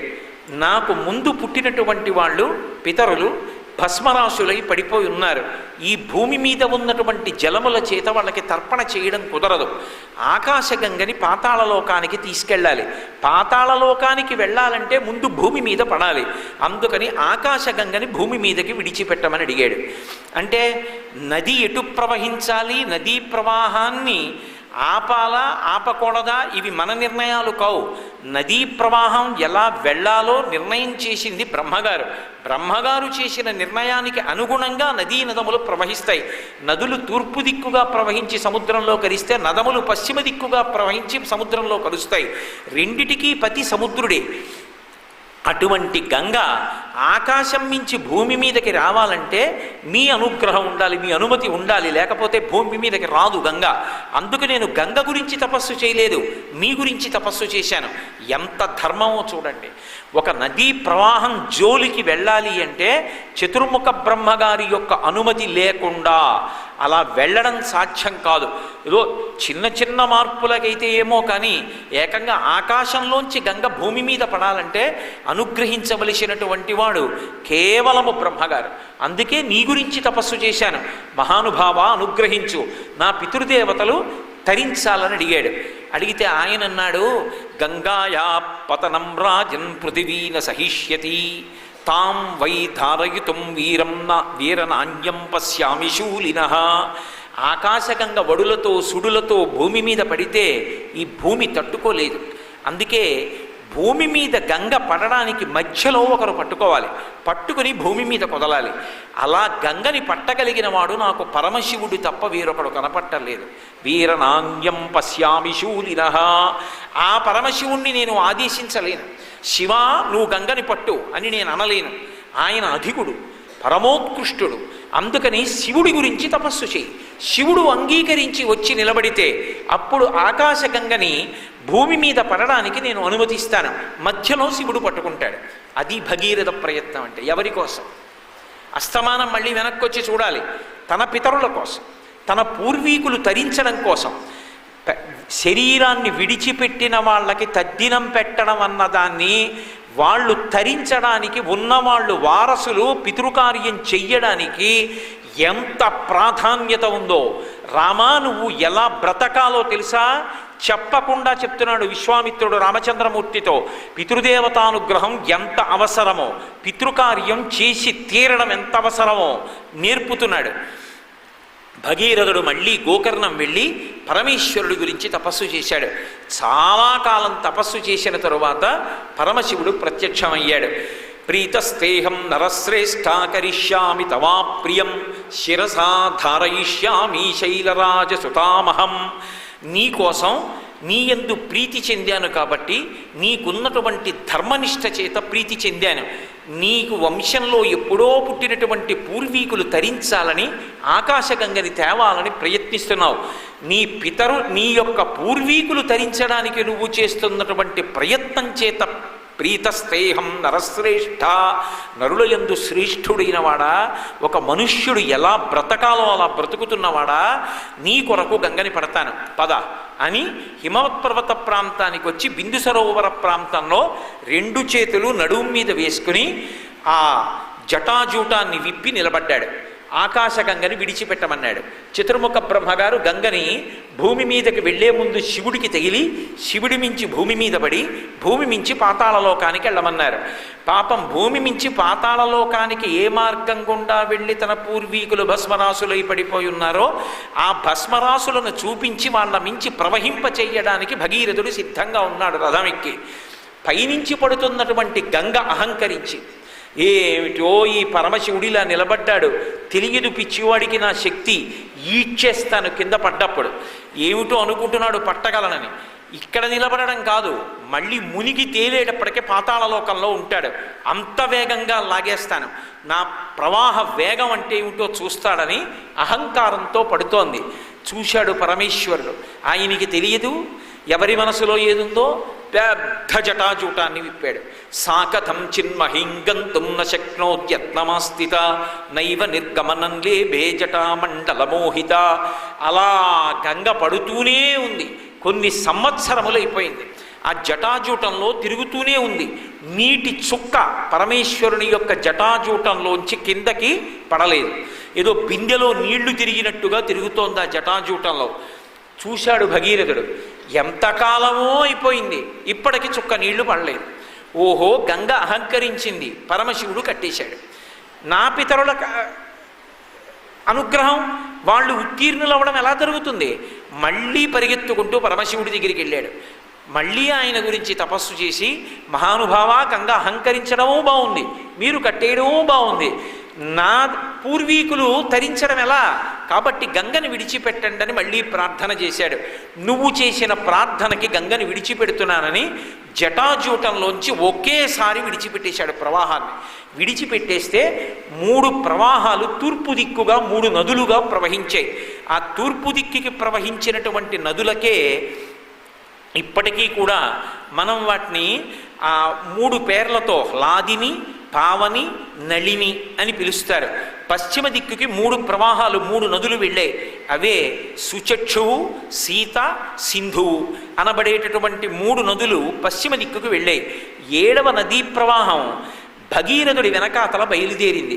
భగీరథుడు పాతాళలోకంలో ఉన్నటువంటి తన పూర్వీకుల యొక్క భస్మరాసులు ఎక్కడున్నాయో చూపిస్తే వాటి మించి ప్రవహించడం కోసం బయలుదేరింది. యథా భగీరథో రాజా తతో గంగా యశస్విని జగామ సరితా శ్రేష్ఠ సర్వపాప ప్రణాశిని అని ఎటుగా ఆ అంశుమంతుని యొక్క రథం భగీరథుని యొక్క రథం వెడుతోందో అటుగా ఆ గంగ యొక్క ప్రవాహం కూడా వెడుతోంది. ఆ వెడుతుండగా ఒక చమత్కారం జరిగింది. అక్కడ జహ్ను మహర్షి తపస్సు చేస్తున్నారు, యజ్ఞం చేసుకుంటున్నారు. ఆ యజ్ఞవాటాన్నంతటినీ కూడా గంగ ప్రవాహం ముంచెత్తేసి, ఈ గంగావతరణం జరిగినప్పుడు విచిత్రం ఏమిటంటే పైనుంచి తెల్లగా మెరిసిపోతూ మొసళ్ళు, పాములు, కప్పలు, చేపలు, ఎండ్రకాయలు ఇవన్నీ పడిపోతున్నాయి. ఆకాశంలో ఉన్నటువంటి యక్షులు, గంధర్వులు, కిన్నెరులు, కింపురుషులు, దేవతలు వీళ్ళందరూ అబ్బా అద్భుతం ఆకాశగంగా పడుతోందని వచ్చి వాళ్ళందరూ కూడా పరమశివుడి యొక్క శరీరానికి తాకి గంగ వస్తోంది. భవాంగపతితంతో ఎం పవిత్రమితి పస్పృశు, ఆయన శరీరానికి తాకింది కాబట్టి గంగ సర్వపాపములను పోగొట్టగలిగిన శక్తిని పొందింది. ఇందులో తలపెట్టడం కుదరదు, ఇంత పెద్ద ప్రవాహం కాబట్టి మేము ఈ నీళ్ళని చల్లుకుంటామని నీళ్లు చల్లుకుంటున్నారు. అనేకమైనటువంటి పాపాలు చేసి ఊర్ధ్వలోకాల్లోంచి కింద పడిపోయిన వాళ్ళు ఆ గంగాజలాలు పరమశివుడికి తగిలి ప్రవహిస్తున్నవి తల మీద ప్రోక్షించుకున్నంత మాత్రం చేత తమ పాపరాశులను పోగొట్టుకున్న వారై దివ్య శరీరాలతో దేవలోకాలకు వెళ్ళిపోతున్నారు. దేవలోకాలలో ఉన్న వాళ్ళందరూ అపూర్వం ఈ గంగావతరణం, ఈ గంగా ప్రవాహాన్ని చూడాలి మనమని చెప్పి భగీరథుడి వెనక వెళ్ళిపోతున్నటువంటి ప్రవాహానికి 2 ఒడ్ల మీద కూడా రథాలతోటి అనేకమైనటువంటి సంగీత వాద్య వాద్య పరికరాలు మోగిస్తూ గంగవంక చూస్తూ సంతోషంతో పరుగులు తీస్తున్నారు. గంగ పరుగు పరుగు పరుగు పరుగున ప్రవహించి వెళ్ళిపోతోంది. ముందు భగీరథుడి రథం వెళ్ళిపోతోంది. భగీరథుడు పరమపరవశంతో ఉన్నాడు. అమ్మయ్య, ఇంతకాలానికి నా పూర్వీకులు తరించేటటువంటి అవకాశం కలిగిందని రంగతుంగ తరంగ సంఘములతో రంజిల్లు ఘోషంబుతో బంగారంబగు పొంగుతో నురగతో పువ్వాట తుంపర్లతో భంగుల్ సల్పుచు జంఘలించుత నభోభాగము నుండి జారన్ గంగమ్మను దల్చితే శిరమునన్ రంజిల్లుతున్ శంకర అని ఆ గంగ ప్రవాహం విడిపోతుంటే జహ్ను మహర్షి తపస్సు చేస్తున్నటువంటి యజ్ఞవాటాన్ని ముంచెత్తి తన ప్రవాహంలో కొట్టుకుపోయేటట్టుగా తీసుకుపోయింది. జహ్ను మహర్షికి ఆగ్రహం వచ్చింది. వచ్చి తన తపశ్శక్తితో ఒక్కసారి ఆ గంగా ప్రవాహాన్నంతటినీ కూడా ఆయన తాగేశాడు.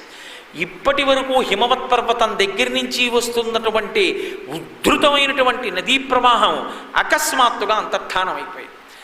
ఆశ్చర్యపోయారు దేవతలు మొదలైన వాళ్ళందరూ. భగీరథుడు వెనక్కి తిరిగి చూశాడు. ఇంత కష్టపడి తీసుకొచ్చినటువంటి భాగీరథి పాయ ఆ గంగ అదృశ్యమైపోయింది. ఏమైపోయిందని అడిగాడు. జహ్ను మహర్షి తాగిన్నారు. మళ్ళీ వెళ్ళి జహ్ను మహర్షి పాదాల మీద పడ్డాడు. అయ్యా, ఎంతో కష్టపడి నా పూర్వీకుల్ని ఉద్ధరించడానికి తీసుకొచ్చాను, దయచేసి ఆ ప్రవాహాన్ని విడిచిపెట్టండి అన్నాడు. తన యొక్క చెవులలోంచి జహ్ను మహర్షి విడిచిపెట్టారు.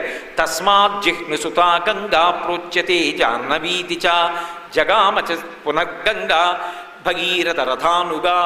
ఆ జిహ్ను మహర్షి యొక్క చెవులలోంచి వచ్చింది కాబట్టి ఆ ప్రవాహానికి జాహ్నవి అని పేరొచ్చింది.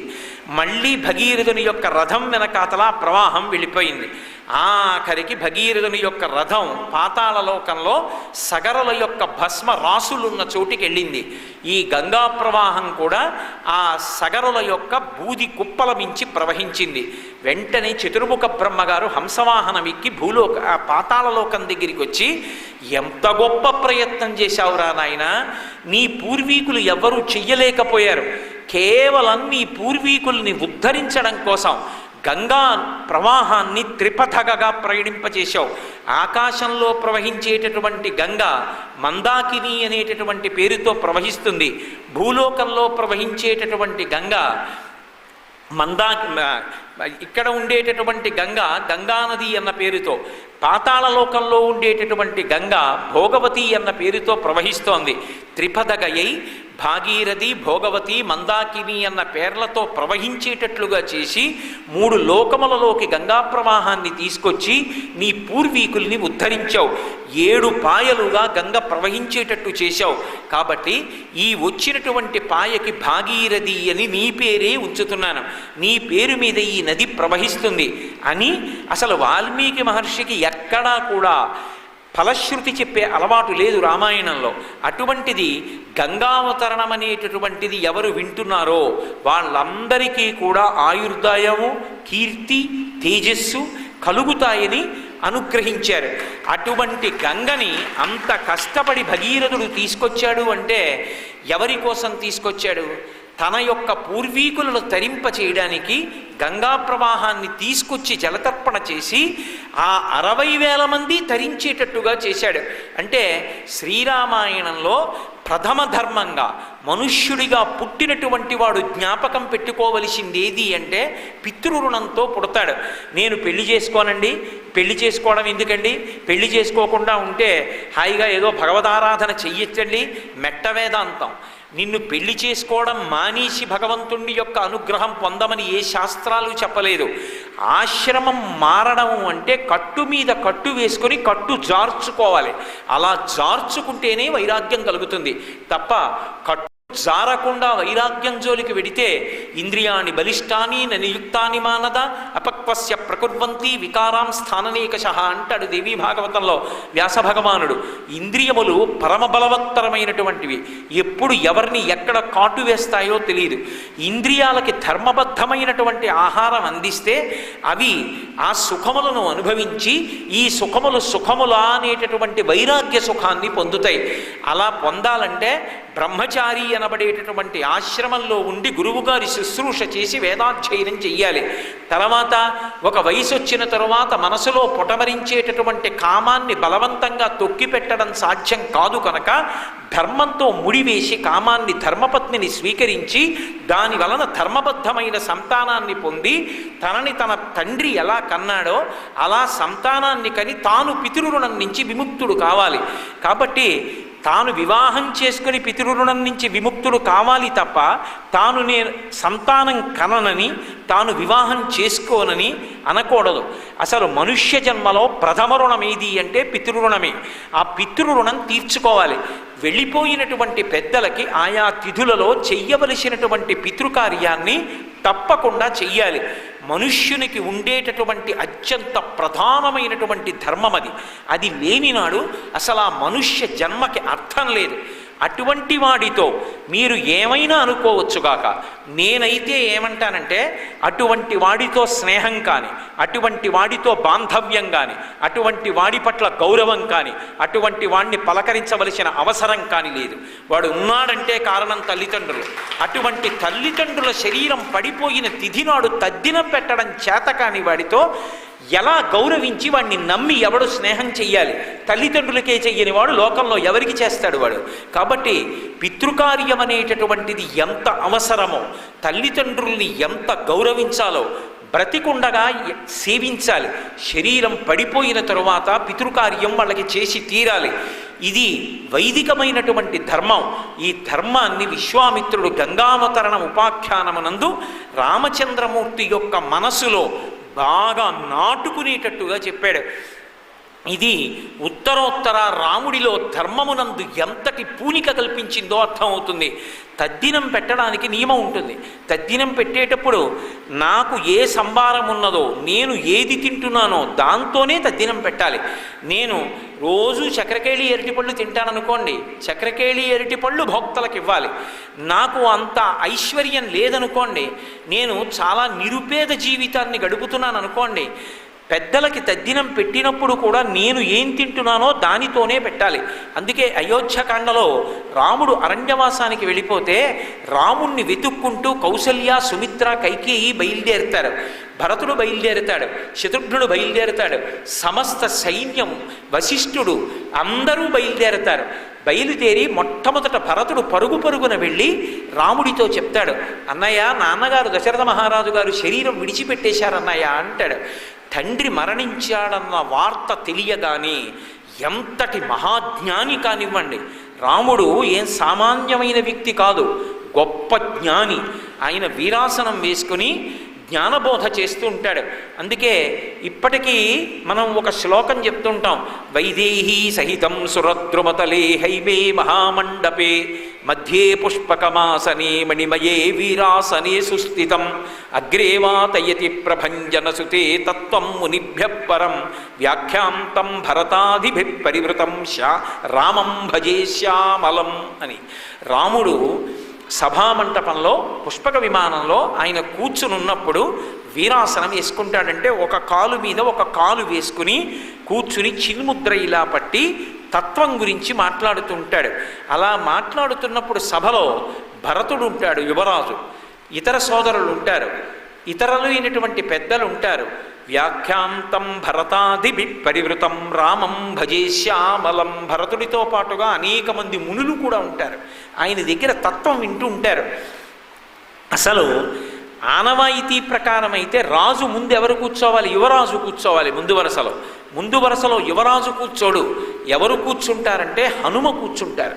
ఎందుకని అంటే జ్ఞాన సముపార్జన యందు అంతటి నిష్ఠాగరిష్ఠుడైన వాడు.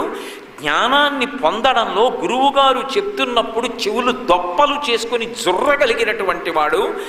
కదలిక లేకుండా గురువుగారు చెప్తున్న మాటల్ని అంత శ్రద్ధతో వినేటటువంటి వాడు స్వామి హనుమ కనుక ఆయనని ముందు కూర్చోబెట్టుకుంటారు. అందుకే అగ్రేవాచయతి ప్రభంజనసుతే తత్వం మునిభ్య పరం వ్యాఖ్యాంతం భరతాదిభి పరివృతం రామం భజే శ్యామలం. మహాజ్ఞాని, ఆయనకి తెలియని విషయమేం లేదు. సుందరకాండలో హనుమంటారు, యజుర్వేద వినీతశ్చ వేద విద్భి సుపూజిత ధనుర్వేదే చ వేదేషు వేదాంగేషు నిష్ఠిత అంటారు రాముడి గురించి. అన్ని వేదములు చదువుకున్నటువంటి వాడు, అన్ని విషయములు కరతలామలకములు.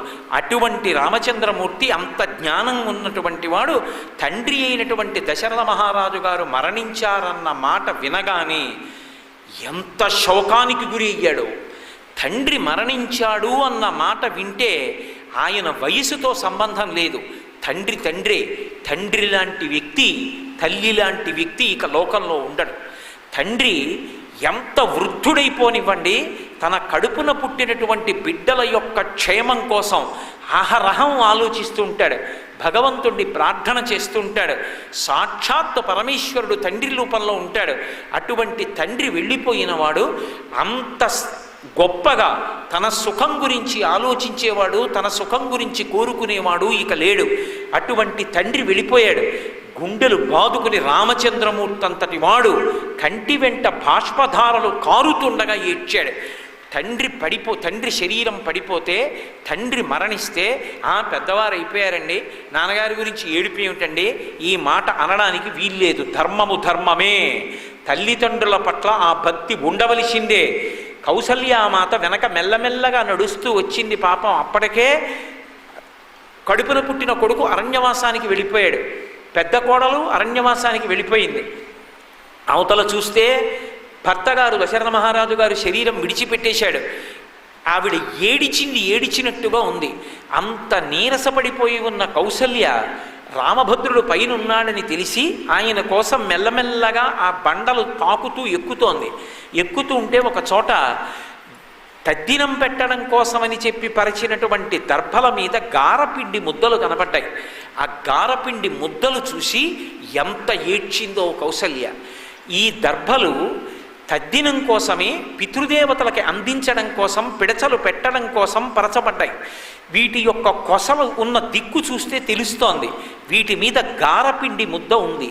అంటే తాను ఏది తింటున్నాడో దాంతోటే తద్దినం పెట్టాలి. ఇవాళ నా కొడుకు రాముడు గారపిండి ముద్ద పెట్టాడంటే తినడానికి కడుపు నిండా భోజనం కూడా లేదనమాట. ధర్మానికి కట్టుబడి గారపిండి పర్ణశాలలో ఉంచుకొని అందులో నీళ్లు కలుపుకొని గారపిండి ముద్ద తింటున్నాడనమాట. ఆ గారపిండి ముద్దతోటే తద్దినం పెట్టాడని ఆవిడ ఎంత ఏడుస్తుందో. తద్దినం పెట్టడం అంటే నా దగ్గర ఇది లేదు, నా దగ్గర ఇది లేదు అన్న మాటతో సంబంధం లేదు. శ్రాద్ధము అంటేనే శ్రద్ధతో పెట్టవలసినది. అయ్యో నా తండ్రి, నా తల్లి శరీరం విడిచిపెట్టేశారు, ఏడాదికొక్క తిథి వాళ్ళని స్మరించి వాళ్ళు నిన్ను ప్రేమతో పెంచినటువంటి విషయాన్ని జ్ఞాపకం తెచ్చుకొని నీకు ఏది ఉందో దానితో తద్దినం పెట్టాలి. ఈ పరమ ధర్మం రామచంద్రమూర్తి యొక్క మనసులో నాటుకునేటట్టుగా పితృకార్యం చెయ్యడం, ఆ వంశంలో ఉన్నటువంటి పెద్దల పట్ల గౌరవాన్ని ప్రకటించడం ఎంత అవసరమో మనకి రామాయణం సూచిస్తుంది. అందుకే అమావాస్య తిథి వచ్చింది అంటే అది పితృ సంబంధమైనటువంటి తిథి. ఆ అమావాస్య తిథి మధ్యాహ్న వేళ యందు పితృదేవతలందరూ కూడా కొడుకు ఇంటికి జలతర్పణ కోసం వస్తారు. కాసిని నీళ్లు విడిచిపెడతాడేమోనని కనీసం అమావాస్య మధ్యాహ్నం 12 గంటలకి జలతర్పణ చేయకపోతే పీడబోయేది. కనీసం 2 చేతులు ఖాళీ చేతులు 3 మార్లు ఇలా ఊపాలి ఇంట్లో నిలబడి. అంటే నాన్నగారు ఏమనుకోకండి, ఇవాళ నేను మీకేమీ ఇవ్వట్లేదు, కారణం ఏమంటే నేను చాలా హడావిడిగా ఉన్నాను అని 3 మాటలు రిక్తహస్తములను గాలిలో ఊపితే వాళ్ళు సంతోషంగా తిరిగి వెళ్ళిపోతారు. పితృదేవతల పట్ల అంత భక్తితో ప్రేమతో ఉండాలి అని మనకి శాస్త్రాలు చెప్తున్నాయి. శ్రీరామాయణం వేదోపబృంహణం. రామచంద్రమూర్తి కానీ ఇక్ష్వాకు వంశంలో జన్మించిన వాళ్ళు కానీ పితృకార్యం చేయడంలో ఎంత పూనికతో ప్రవర్తించారో, మనుష్యుడిగా పుట్టినవాడు పితృకార్యం చేయడంలో ఎంత పూనికతో చెయ్యాలో మనకి శ్రీరామాయణం నిరూపణం చేస్తుంది. అడుగడుగునా ధర్మమే. రామచంద్రమూర్తిని రామో విగ్రహవాన్ ధర్మ, ధర్మమే ఒక చోట రాశీభూతమైతే రాముడు అని పేరు పెట్టుకుంది. అటువంటి రాశీభూతమైన ధర్మంగా మార్చినటువంటి ఘనత వశిష్ఠ విశ్వామిత్రులకే దక్కుతుంది తప్ప రాముడు జన్మతః ధర్మమూర్తి అని నేను అన్నాను అనుకోండి, అప్పుడు అది నరుడి కథగా ఇతర నరులకు ఏ విధంగా ఆదర్శప్రాయం, వాళ్ళు అందులోంచి సందేశాన్ని ఎలా స్వీకరించాలి అన్న విషయంలో తడబాటు ఏర్పడుతుంది. అందుకే రామచంద్రమూర్తిని తీసుకుని విశ్వామిత్రుడు మిథిలా నగరానికి వెడతాడు. అసలు బయలుదేరింది మిథిలా నగరంలో జనక మహర్షి యజ్ఞం చేస్తున్నాడు. ఆ యజ్ఞం చూడడానికి అని బయలుదేరారు. యజ్ఞం చూడడానికి విశ్వామిత్రుడు బయలుదేరుతున్నాడు. మరి రాముడు ఎందుకు విశ్వామిత్రుడి వెంట బయలుదేరాడు? విశ్వామిత్రుడితో ఉన్న మహర్షులు యజ్ఞం చూడడానికి, జనకుణ్ణి ఆశీర్వచనం చేయడానికి వెడుతున్నారంటే దానికి అందం ఉంది. ఎందుకంటే ఒక యజ్ఞం చేసేటప్పుడు మహర్షులందరికీ ఆహ్వానాలు అందుతాయి. అయ్యా మీరు ఒక్కసారి వచ్చి మీ పాదస్పర్శతో ఈ ప్రాంగణాన్ని పునీతం చెయ్యండి అని అడుగుతారు. శిష్య ప్రశిష్యులతో వెడతారు. రాముడు ఎందుకు బయలుదేరాడు? రాముడు బయలుదేరడం వెనక ఒక రహస్యం ఉంది. 1,00,000 గ్రంథములు చదివి నేర్చుకునే దానికన్నా గురువుగారి వెంట వెళ్ళి గురువుగారు చెప్పింది విని గురువుగారు ఎలా ప్రవర్తించారో అలా ప్రవర్తించడం నేర్చుకోవడం చాలా తేలిక. అందుకే ధర్మానుష్ఠానాన్ని గురువుగారి వెంట వెళ్ళి నేర్చుకోవచ్చు. గురువుగారు చెప్పిన మాటలు వినడం కన్నా కొత్తగా చదవడానికి నేర్చుకోవడానికి ఏమీ ఉండదు. అందుకే గురువు వెంట వెళ్ళిపోయాడంటే దదౌ కుశికపుత్రాయాస ప్రీతేనంతరాత్మన, దశరథుడు ఎలా ఇచ్చేశాడో అలా గురువుగారి వెంట వెళ్ళిపోయాడంతే. వెళ్ళిపోయి జనక మహారాజు గారి యొక్క యజ్ఞవాటాన్ని చేరుకున్నారు. విశ్వామిత్రుడికి తెలిసి ఎందుకు తీసుకొచ్చాడో రాముణ్ణి శ్రీరాముణ్ణి చెయ్యాలి, సీతాకళ్యాణం జరగాలి. సీతాకళ్యాణం ఎందుకు జరగాలి? ఆ అవతారంలో సీతమ్మ వచ్చి రాముడి పక్కన కూర్చుంటే తప్ప అసలు రావణ సంహారం అవ్వదు, అవతార ప్రయోజనం పూర్తవదు. నరుడు కాబట్టి రాముడు ఏమీ తెలియని వాడి కిందే ఉంటాడు. తాను రావణ సంహారం కోసం పుట్టానని, రావణాసురుణ్ణి తాను సంహరించాలని అలా ఏవో తనకి ఊహలున్నట్టుగా రాముడు ఎక్కడా కనపడడం. అక్కడ సీతమ్మ అయోనిజగా జన్మించింది. ఆవిడ అయోనిజగా జన్మించినటువంటి సీతమ్మకి భర్తని ఎవరిని తీసుకురావాలి? ఈ తడబాటు జనక మహారాజు గారి దగ్గర ఉంది. ఇప్పుడు ఆయనకి ఎవరిని తీసుకొచ్చి ఆమెకి భర్తగా చెయ్యాలో అవకాశం ఏర్పడక వీర్యశుల్క అని ప్రకటించాడు. మా ఇంట్లో శివధనస్సు ఉంది, ఆ శివధనస్సుని ఎవరు ఎక్కువ పెడతారో వాళ్ళకిచ్చి చేస్తాను. శివధనస్సు అంటే భగవంతుని యొక్క ధనస్సు. భగవంతుని యొక్క ధనస్సుని ఎవరు ఎక్కువ పెడతారు? భగవంతుడే ఎక్కువ పెడతాడు. ధనస్సుని వింటినారి కట్టడం, సంధించడం, దాంట్లో బాణాన్ని సంధించడం, ఆ వింటినారి కట్టడం, ధనస్సుని ఎక్కువ పెట్టడం అన్న మాటలకు అర్థం ఏమిటంటే మాయని వహించడం, మాయని భరించడం, మాయని నియమించడం. మాయాస్వరూపమే అమ్మవారు. అందుకే సౌందర్యలహరిలో శంకరాచార్యుల వారు ఓ మాట అంటారు అమ్మవారి గురించి చెప్తూ. అమ్మవారి యొక్క స్వరూపమేమి అంటే ఆమె మాయాస్వరూపంతో ఉంటుంది అని పరబ్రహ్మ మహిషి అంటారు. పరబ్రహ్మ మహిషిగా ఆమె మాయాస్వరూపంతో ఉంటుంది. మాయా అంటే ఏది ఆత్మ ఏది అనాత్మ అన్నది తెలియకుండా క్రీడింప చేస్తూ ఉంటుంది 3 పురముల యందు. అటువంటి తల్లి అయోనిజగా వచ్చింది. ఇప్పుడు సీతమ్మ భర్త ఎవరు? ఎవ్వరికీ తెలియదు, ఒక్క విశ్వామిత్రుడికే తెలుసు.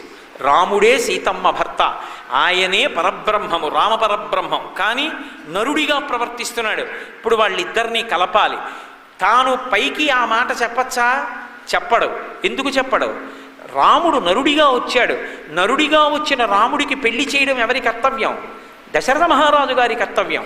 తన కడుపున పుట్టినటువంటి కొడుక్కి పెళ్లి చేసి ఎవరు కోడలుగా రావాలి అన్నది నిర్ణయం చేయవలసిన వాడు తండ్రి తప్ప, తండ్రి చెయ్యవలసిన నిర్ణయాన్ని ఎవ్వరూ చెయ్యకూడదు.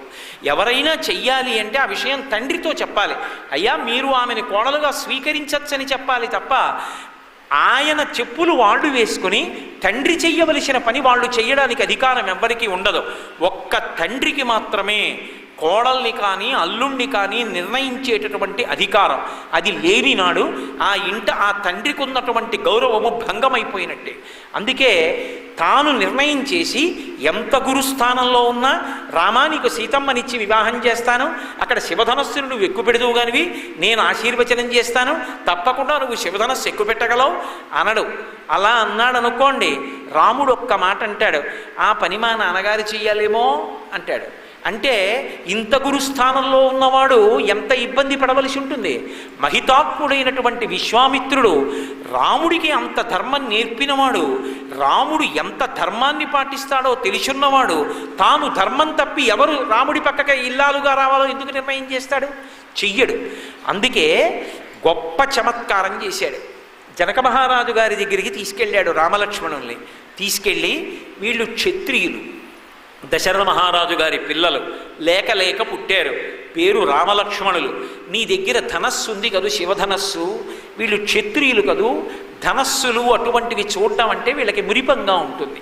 ఏతద్దర్శయ భద్రంతే కృతకామౌ నృపాత్మజౌ. ఆ శివధనస్సుని తీసుకొచ్చి అక్కడ పెడితే వీళ్ళిద్దరూ చూస్తారు.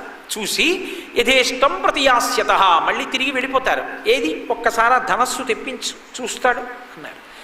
తప్ప శివధనస్సుని ఎక్కువ పెడతాడని కానీ, ఆయన ఎక్కువ పెట్టగలడని కానీ, ఆయనే సీతమ్మకి భర్త అని కానీ విశ్వామిత్రుడు ఎక్కడా చెప్పడం. అది విశ్వామిత్రుడి ధర్మం. ధర్మాన్ని నిలబెట్టడం అంటే అంత గౌరవం ఉంటుంది, అంత జాగ్రత్తగానూ ప్రవర్తించాలి. గురువుగా విశ్వామిత్రుడు ఎంత ధర్మ పరిపాలన చేస్తాడో చూడండి. అందుకే మహర్షి 1కి 4 మాటలు విశ్వామిత్రుడి పక్కన ధర్మాత్మ ధర్మాత్మ ధర్మాత్మ అంటుంటారు. ఎందుకని? ఆయన గురుస్థానంలో కూర్చున్నప్పుడు అంత గొప్పగా ముందు ధర్మానుష్ఠానాన్ని చేసి శిష్యుడికి ధర్మమునందు అనురక్తి కల్పిస్తాడు. సరే, ఎప్పుడైతే శివధనస్సు చూపించమన్నాడో జనక మహారాజు గారు వెంటనే శివధనస్సు చూపించలేదు. ఆయన అన్నాడు, ఈ శివధనస్సుకి నా కూతురుకి ఒక సంబంధం ఉంది. నా కూతురు అంటున్నానని నా కడుపున పుట్టిన పిల్ల అనుకుంటున్నావేమో, కాదు. అథమే కృషత క్షేత్రం లంగలాదుత్థితామయా క్షేత్రం శోధయత లబ్ధ్వా నామ్నాసీతి విశ్రుత. నేను ఒకప్పుడు యజ్ఞం చెయ్యడం కోసమని భూమిని దున్నుతున్నాను. భూమిని దున్నుతున్నప్పుడు ఈ భూమి నుండి ఆమె పైకి లేచిందిలాగా. ఏదో పద్మావతీదేవి లభించినట్టుగా మంజూషయందు దొరకలేదు సీతమ్మ. సీతమ్మ భూమిలోంచి పైకి లేచింది అని చెప్పారు వాల్మీకి మహర్షి. ఉద్ధిత అని చెప్పారు. ఆమె పైకి లేస్తే జనక మహారాజు గారు ఆమెని చేతులలోకి తీసుకుని నిలబడ్డాడు. ఆయనకు ఒక అనుమానం వచ్చింది. ఈ పిల్ల భూమిలోంచి వచ్చింది, ఈ పిల్ల నా భార్య యందు జన్మించలేదు, కాబట్టి ఇప్పుడు ఈమె నాకేమవుతుంది? ఈమె నాకు దొరికింది తప్ప ఈమె నా కడుపున పుట్టిన పిల్ల కాదు. కాబట్టి ఇప్పుడు ఈమెతో నాకున్న అనుబంధం ఏమి? ఏ అనుబంధంతో నేను ఈమెని పెంచాలి? ఎందుకని ఆ మాట రావాలి అంటే, ఏ అనుబంధంతో పెంచుతున్నాడో దాన్ని బట్టి ఆయన ధర్మం ఉంటుంది. ఒక కూతురుగా పెంచాడనుకోండి, యోగ్యుడైనటువంటి అల్లుణ్ణి తేవడం ఆయన ధర్మం అవుతుంది. కాదు ఆమె పరదేవతా స్వరూపిణి అంతవరకే ఉంటుందనుకోండి, నరకాంతగా ప్రవర్తించదనుకోండి, అప్పుడు ఆ ధర్మం వేరుగా ఉంటుంది. ఆయన కూడా ఆవిడ పాదాల మీదే పడవలసి ఉంటుంది. అందుకని జనకునికి అనుమానం వచ్చింది, రామాయణం అంతా ధర్మమే. ఈ 2 చేతులతో పిల్లని పట్టుకుని నిలబడి ఆలోచించాడు. అంతరిక్షే చవాగుప్త ప్రతిమా మానుషీకిలా. అయోధ్యకాండలో చెప్తుంది సీతమ్మ తల్లి ఈ శ్లోకాన్ని, అనసూయమ్మతో చెప్పింది. నిలబడితే అశరీరవాణి పలికింది, ఓయి జనక మహారాజా, ఈమె ధర్మేణ తనయా తవా. ఆకాశంలోంచి వినపడింది, ఈ పిల్ల నీ కడుపున పుట్టలేదు, కానీ ఈ భూమిని దున్నుతున్నప్పుడు ఆమె నీ కొరకే భూమిలోంచి పైకొచ్చింది నాగటి చాలుకు తగిలి, కాబట్టి ధర్మము చేత ఈమె నీకు కుమార్తె. ఇప్పుడు ఆయన పట్టుకెళ్ళి భార్యకిచ్చి ఈమె నా కుమార్తె అన్నాడు. ఆమె తర్వాత ఊర్మిళ పుట్టింది. ఇప్పుడు ఇద్దరినీ సమానంగా పెంచుతున్నాడు. ఊర్మిళ విషయంలో ఇబ్బంది లేదు, నరకాంత తన కడుపున పుట్టింది. సీతమ్మ విషయంలో ఓ పెద్ద సమస్య ఉంది. ఆమె తన కుమార్తెగా నరకాంత కాదు, అయోనిజ. రాముడు అలా కాదు, దశరథ మహారాజు గారికి కౌసల్యకి నరుడిగా పుట్టినవాడు. సీతమ్మ నరకాంతగా పుట్టలేదు. నరకాంతగా పుట్టని దానికి భర్త ఎవరు? ఆయనకి కూడా నిర్ణయం చేయడం కష్టం. అందుకే వీర్యశుల్క అన్నాడు. శివధనస్సును ఎవడెక్కువ పెడతాడో వాడే అయోనిజ కనుక ఈమెకి భర్త కాగలడు. కాబట్టి ఆయన చాలా తెలివితేటలుగా ఆ నిర్ణయం చేశాడు. ఇప్పుడు లోకంలో ఉన్న అనేక మంది రాజులు సీతమ్మని వివాహం చేసుకోవాలని వస్తున్నారు, దేవతలతో కలిపి ఎందరో వచ్చారు, శివధనస్సుని ఎక్కువ పెట్టడానికి ప్రయత్నించారు. ఇంతమంది ఎక్కువ పెట్టడానికి ప్రయత్నించి భంగపడ్డారు, కనీసం ఆ ధనస్సుని కదపలేకపోయారు. ఎందుకని? కొన్ని వందల మంది సేవకులు చక్రములు కలిగినటువంటి పెద్ద పెట్టెలో మంజూష యందు ధనస్సు నుంచి తాళ్లతో లాగి తీసుకొస్తారు. ఎంత బరువైనదైనా చక్రాల పెట్టెలో పెడితే లాగడం తేలిక. శివధనస్సుని చక్రములు కలిగినటువంటి మంజూష యందు పెట్టి తీసుకురావాలంటే మహాబలాఢ్యులైనటువంటి కొన్ని వందల మంది యోధులు దాన్ని తాళ్లతో లాగితే వస్తుంది ఆ మంజూష. అంటే ఎంత తేజోవంతమై, ఎంత బరువు కలిగి, ఎంత గొప్పదైనటువంటి ధనస్సో చూడండి. అది పరమశివుడు పట్టుకుని యుద్ధం చేసినటువంటి ధనస్సు. ఆయన అప్పుడప్పుడు చేతిలో ధనస్సు పట్టుకుని దిగుతూ ఉంటాడు. భూమండలం మీదకి దిగాడు ఒకప్పుడు. దిగి ఆ ధనస్సుని భూమి మీద పెట్టాడు. పెట్టి మళ్ళీ ఆయన వెళ్ళిపోతూ ధనస్సుని ఇలా దగ్గరికి లాగాడు. లాగినప్పుడు ధనస్సు యొక్క చివరి భాగం భూమి మీద పెద్ద చార పడింది. ఆ చారలో జల ప్రవాహం వెళ్ళింది.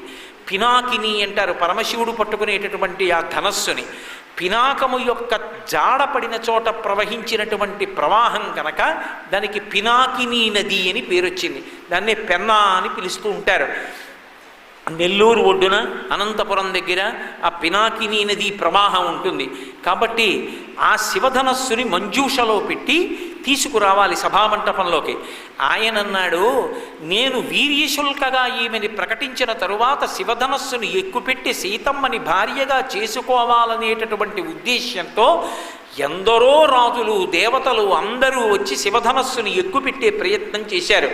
ఎక్కుపెట్టడం మాట దేవుడెరుగు, కనీసం కదపలేకపోయారు. భంగపాటు పొంది వెళ్ళిపోయి వీళ్ళందరూ కలిసి ఎలాగైనా నన్ను ఇబ్బంది పెట్టాలని అందరూ కలిసి యుద్ధానికి వచ్చారు. ఆ సీతమ్మని ఎవరికీ ఇవ్వట్లేదు, వీర్యశుల్క అంటాడు. ఎవరు ఎక్కువ పెడతారు శివధనస్సు? కాబట్టి మనందరం జనకుణ్ణి యుద్ధం చేసి సంహరించి ఎవరో ఒకళ్ళం తర్వాత చేసుకోవచ్చు సీతమ్మని. ముందు యుద్ధానికి ఎడదామని అందరూ యుద్ధానికి వచ్చారు. కొంతకాలం యుద్ధం చేసిన తర్వాత కోటలో ఉన్నటువంటి ఆహార పదార్థములన్నీ కూడా, ఆ జీవనావసరములు, జీవనోపకరణములు ఏ ఉన్నాయో అవన్నీ కూడా తరిగిపోతే మహానుభావుడు జనకుడు అప్పుడు కూర్చుని దేవతల గురించి తపస్సు చేశాడు. దేవతలందరూ ప్రత్యక్షమై వాళ్ళకి సంబంధించినటువంటి సైన్యాన్ని జనకుడికి ఇస్తే అప్పుడు వాళ్ళని ఓడించి, ఇదిగో ఈ శివధనస్సుని ఎక్కుపెట్టిన వాడికి సీతమ్మనిస్తానని ఎదురు చూస్తూ కూర్చున్నాను. ఇప్పటి వరకు ఆ శివధనస్సుని ఎక్కుపెట్టినటువంటి వాడు రాలేదు. ఒకవేళ రామచంద్రమూర్తిని, లక్ష్మణస్వామిని నువ్వు తీసుకొచ్చావు విశ్వామిత్ర మహర్షి, శివధనస్సుని చూపించమంటున్నావు, చూపిస్తాను. చూపించిన తరువాత పిల్లవాడు ధనస్సుని ఎక్కువ పెడతానంటే నాకు అభ్యంతరం లేదు. ఒకవేళ ఎక్కువ పెట్టగలిగితే ఏం చేస్తానో తెలుసా? ఇజ్జదారోపణం మునేహే సుతాం అయోనిజాం సీతాం దద్యాం దశరథేరహం ప్రతిజ్ఞ చేశాడు విశ్వామిత్రుడు. నిజంగా ఒకవేళ రాముడు కానీ ఈ ధనస్సుని కదిపి పైకెత్తి వింటినారిని కట్టి వింటినారిని ఆకర్ణాంతము లాగి సంధిస్తే నా కుమార్తె, ఎన్ని విశేషణాలు వేశాడో తెలుసా? సుతాం, నా కూతురు. ఎందుకంటే అంతరిక్షం చెప్పింది నీ కూతురేనని. సుతాం అయోనిజాం, అయోనిజ భూమిలోంచి పైకి లేచింది. సీతాం, ఆమె పేరు సీత, తనకి తాను పెట్టుకుంది, నేను పెట్టలేదు సీత అని. దద్యాం దశరథేరహం, దశరథ మహారాజు యొక్క కుమారుడైన ఈ రాముడికి ఆమెని భార్యగా ఇస్తాను, కన్యాదానం చేసేస్తాను అని వెంటనే ఒక పెద్ద నవ్వు నవ్వి అన్నాడు, అసలు దేవతలు మొదలైనటువంటి వాళ్ళే ఎక్కువ పెట్టలేకపోయారే, సామాన్యమైనటువంటి నరుడు, ఒక మనుష్యుడు, ఇటువంటి వాడు ఎలా ఎక్కువ పెడతాడు? ఎక్కువ పెట్టలేడు.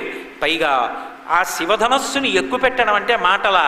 దాన్ని ఎక్కువ పెట్టాలి, దాంట్లో బాణాన్ని సంధించాలి, ఆకర్ణాంతము వింటినారిని లాగాలి సంధించడానికి ముందు.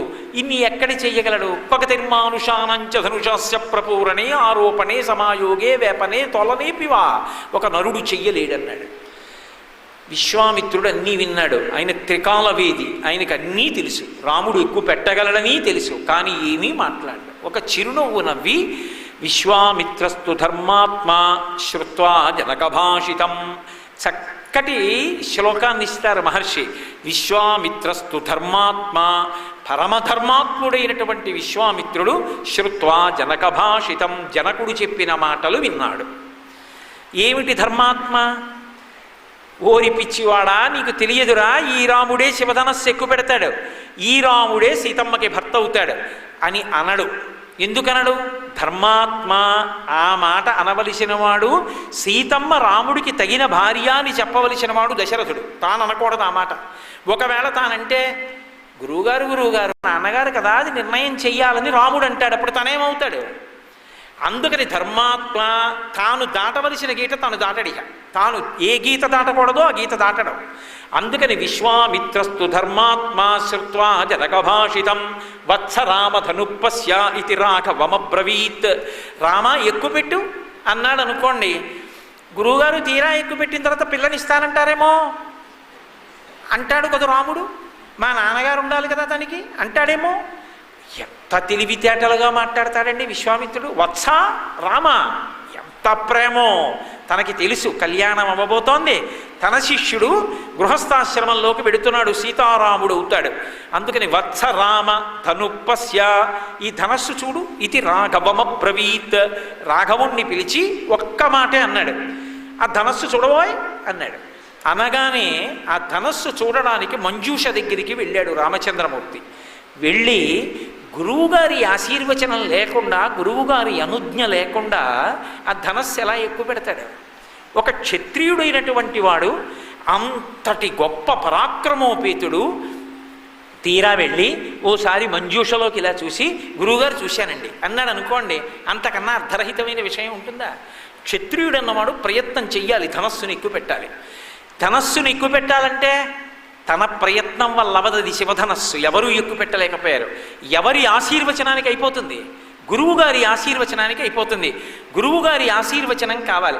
గురువుగారు ధనస్సు ఎక్కువ పెడతానండి అన్నాడు అనుకోండి, ఏమిరా పిల్ల కావాలనుకుంటున్నావా అని విశ్వామిత్రుడు అనొచ్చు. అందుకని రాముడు ఎంత జాగ్రత్తగా మాట్లాడాలి.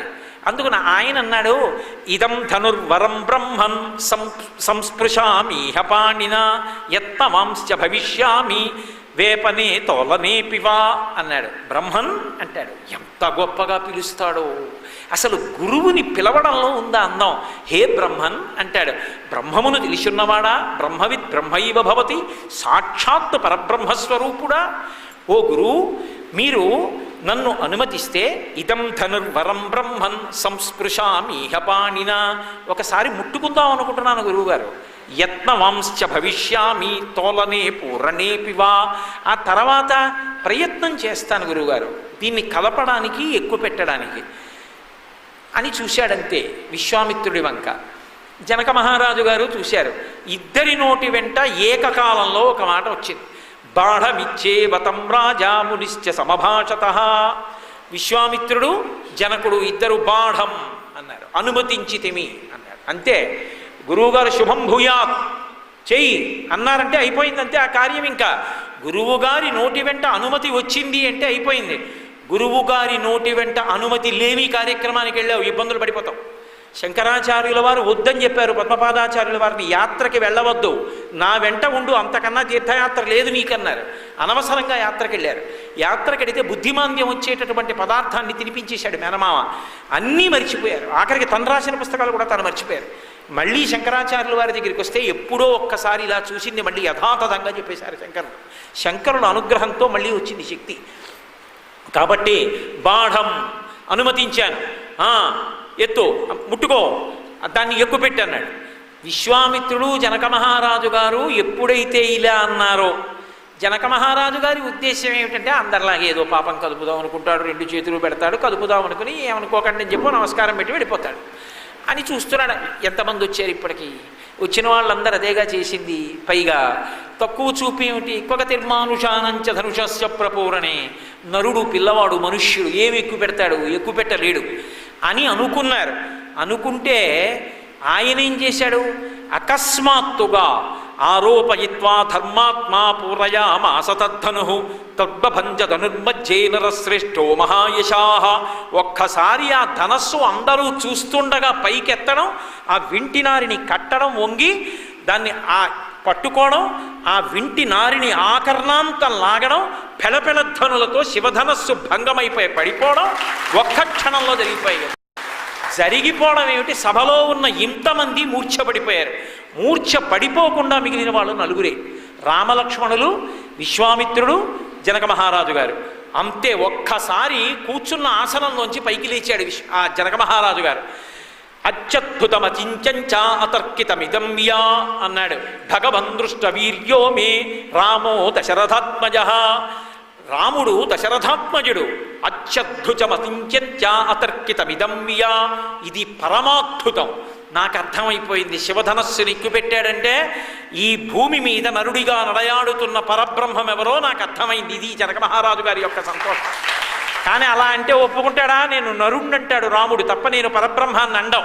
కాబట్టి అదిగో నాకు నా అల్లుడు వచ్చేశాడు. జనకానాం కులే కీర్తిమ్మాహరిష్యతి మే సుత సీతా భర్త రమాసాద్యా రామం దశరథాత్మజం. దశరథాత్మజుడైనటువంటి రాముడు అదిగో నా అల్లుడిగా దొరికాడు. అబ్బా, మా జనక వంశమంతా తరించిపోయింది. నా తల్లి సీతమ్మకి తగిన భర్త లభించాడు. విశ్వామిత్ర మహర్షి, నీకు నమోవాక్కములు, నా అల్లుడిని తీసుకొచ్చావు. పరమ సంతోషంతో బంగారు పాత్రలో నీళ్లు పట్టుకుని నీకు కన్యాదానం చేస్తానయా, సీతమ్మనిస్తానని వెళ్ళాడు.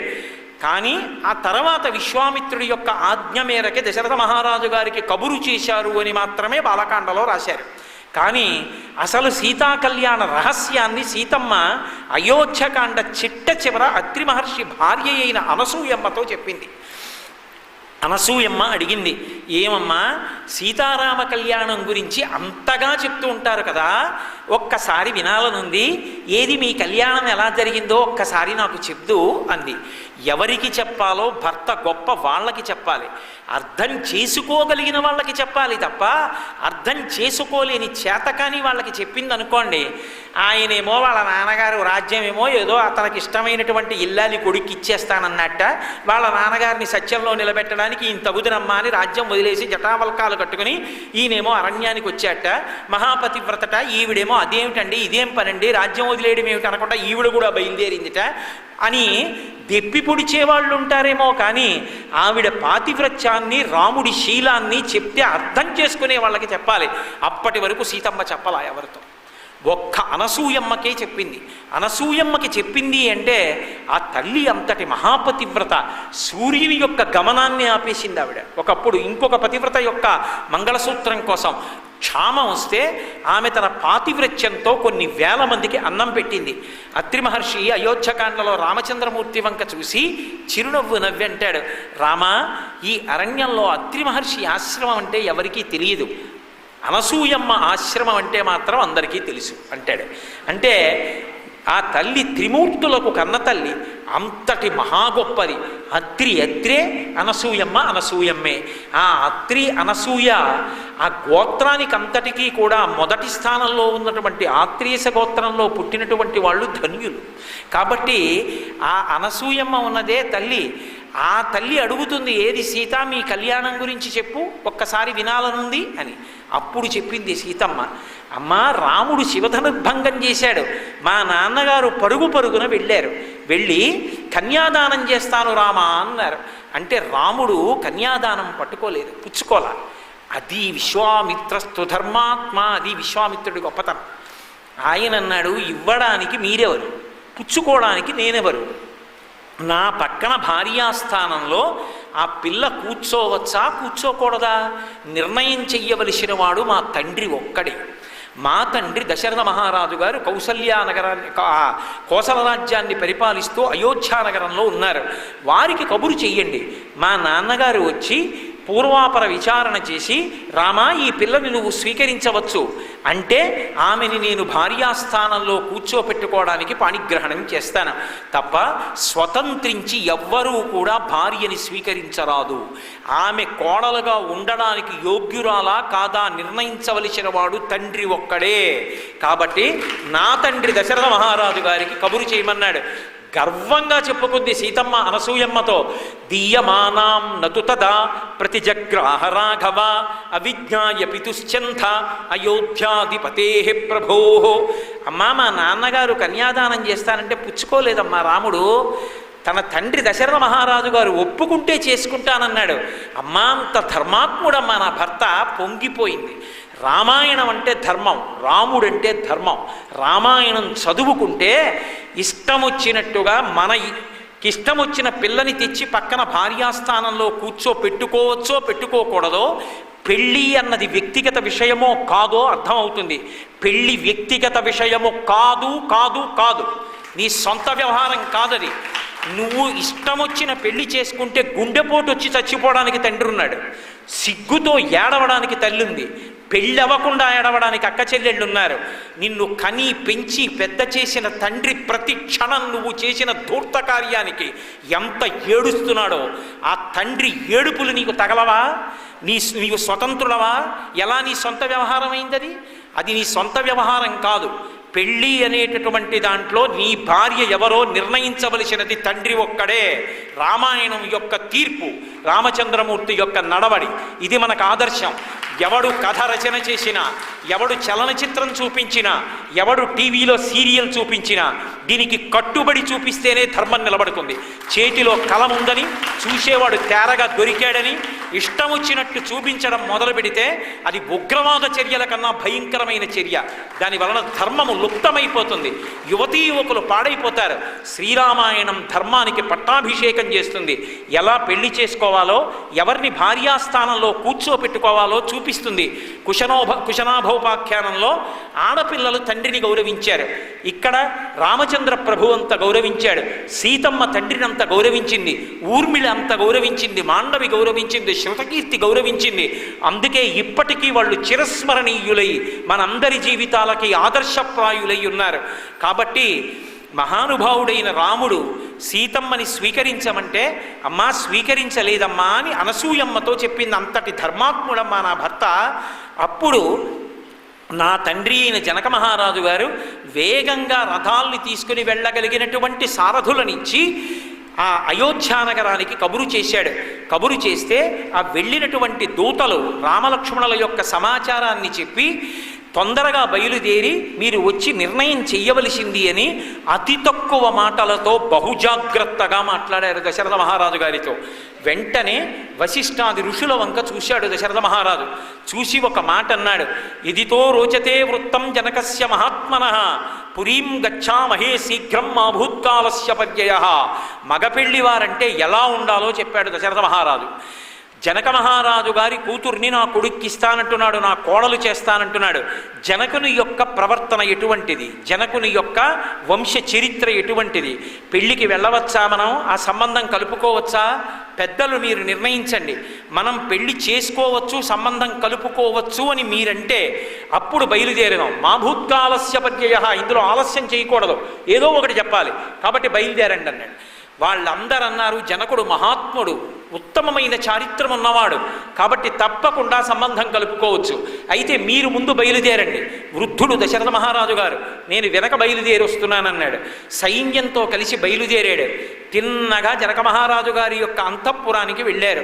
జనక మహారాజు గారు ఆడపిల్లి వారి తరపువాడు కాబట్టి ఎంతో వినయంతో విధేయతతో దశరథ మహారాజు గారికి ఆహ్వానం పలికి, అయ్యా మీరు అంగీకరిస్తే నా కుమార్తెని మీ కోడల్ని చెయ్యాలనుకుంటున్నానన్నాడు.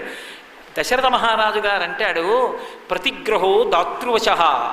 అయ్యో పుచ్చుకునేటటువంటి వాడు ఎప్పుడు ఇచ్చేవాడోడు ఉంటే, ఇచ్చేవాడు ఉంటే కదూ పుచ్చుకునేవాడు. ఇచ్చేవాడివి నువ్వు, పుచ్చుకునేవాడిని నేను. నాకు కోడలు రావాలంటే నువ్వు నీ కూతుర్ని ఇవ్వాలి. ఆడపిల్లివారు గొప్పవారయా మగపిల్లివారి కన్నా, ఎందుకు అలా మాట్లాడతావు అంటాడు. అసలు ధర్మం అంటే ఏమిటో, ఎంత ప్రేమతో ప్రవర్తించాలో ఇచ్చి పుచ్చుకోవడంలో. పెళ్ళి అంటే రెండు వంశాలు కలవడానికి, రెండు కుటుంబాల మధ్య ప్రేమ ఏర్పడడానికి పునాది. అక్కడికి వెళ్ళి భోజనంలో అప్పడం కోసం, ఒడియం కోసం దెబ్బలాడుకోవడం కాదు. ఎంత గొప్పగా ప్రవర్తించాలో రామాయణం నేర్పుతుంది. దశరథ మహారాజు జనక మహారాజు ఇద్దరూ కూర్చున్నారు. ఇప్పుడు నిర్ణయం చెయ్యాలి, సీతమ్మని రామచంద్రమూర్తికి ఇచ్చి వివాహం చెయ్యవచ్చా? దశరథ మహారాజు గారు ఏమీ తెలుసుకోకుండా మీ అమ్మాయిని నా కోడల్ని చేసుకుంటున్నాను అనొచ్చా? అనకూడదు. జనక మహారాజు గారు శివధన భంగం చేశాడు కాబట్టి నా పిల్లనిస్తానని ప్రతిజ్ఞ చేశాడు, కానీ అవతల వారి గురించి ఏమీ తెలుసుకోకుండా ఇవ్వచ్చా? ఇవ్వకూడదు, కనుక్కోవాలి, అది తండ్రిగా తన కర్తవ్యం. అందుకే తన వంశం గురించి తాను మాట్లాడాడు అనుకోండి, ఏదో ముఖ్యమైనటువంటివి గొప్పకి సంబంధించినటువంటి విషయములు మాత్రమే మాట్లాడతాడు తప్ప అసలు ఏవి చెప్పాలో ఏవి చెప్పకూడదో వాటి విషయంలో దాపరిక ఉంటుంది. అందుకే అలా ఉండకూడదు అంటే తాను మాట్లాడలేదు దశరథ మహారాజు, తన పురోహితుడైనటువంటి వశిష్ఠ మహర్షిని పిలిచాడు. పిలిచి, ఓ వశిష్ఠ మహర్షి, మా వంశమేమిటో, మా వంశ క్రమమేమిటో, మా వంశంలో వచ్చినటువంటి పెద్దలెవరో, ఇప్పుడు ఈ రామలక్ష్మణ భరత శత్రుఘ్నులకి నేను ఎందుకు ఆ భార్యలుగా జనక మహారాజు గారి యొక్క బిడ్డల్ని, కుశధ్వజుని యొక్క బిడ్డల్ని అడుగుతున్నానో మాట్లాడవలసింది అన్నాడు. అప్పటి వరకు మాత్రం, వశిష్ఠుడు మాట్లాడే వరకు మాత్రం రాముడికి సీతమ్మని భార్యగా అడగడం వరకే. ఆ తర్వాత విశ్వామిత్రాదులు ప్రతిపాదన చేశారు. లక్ష్మణ భరత శత్రుఘ్నులకు కూడా జనక మహారాజు గారి యొక్క 2వ కుమార్తెను, కుశధ్వజుని యొక్క 2 కుమార్తెల్ని కూడా ఆ దశరథ మహారాజు గారి కోడళ్ళు చెయ్యాలి అనేటటువంటి ప్రయత్నంలో అప్పుడు వశిష్ఠ మహర్షి రామచంద్రమూర్తి యొక్క వంశక్రమాన్ని, ఆ వంశంలో పుట్టినటువంటి మహాపురుషుల్ని, ఆ చక్రవర్తుల యొక్క పరంపరని చెప్పడం ప్రారంభం చేశాడు. ఈ సృష్టి అంతా కూడా ఒకప్పుడు అవ్యక్తమై ఉన్నది. అవ్యక్తము అంటే పైకి రాలేదు, పైకి రాకుండా నీటి యందు మాత్రమే ఉన్నది. అటువంటి అవ్యక్తమై ఉన్న తర్వాత అవ్యక్తము నుండి వచ్చినటువంటి వాడు బ్రహ్మ. చతుర్ముఖ బ్రహ్మ నుండి వచ్చినటువంటి వాడు మరీచి. మరీచి నుండి వచ్చినటువంటి వాడు కశ్యపుడు. కశ్యపుని యొక్క కుమారుడు సూర్యుడు. సూర్యుని యొక్క కుమారుడు మనువు. మనువు యొక్క కుమారుడు ఇక్ష్వాకువు. ఇక్ష్వాకువు యొక్క కుమారుడు కుక్షి. కుక్షి యొక్క కుమారుడు వికుక్షి. వికుక్షుని యొక్క కుమారుడు బాణుడు. బాణుని యొక్క కుమారుడు అనరణ్యుడు. అనరణ్యుని యొక్క కుమారుడు పృథువు. పృథువు యొక్క కుమారుడు త్రిశంకువు. త్రిశంకువు యొక్క కుమారుడు దుందుమారుడు. ఆయనకే యువనాశ్వుడు అని పేరు. ఆ దుందుమారుని యొక్క కుమారుడు మాంధాత. మాంధాతకి సుసంధి. సుసంధికి ధ్రువసంధి ప్రసేనజిత్. ధ్రువసంధికి భరతుడు. భరతునికి అసితుడు. అసితునికి సగరుడు. సగరునికి అసమంజసుడు. అసమంజసునికి అంశుమంతుడు.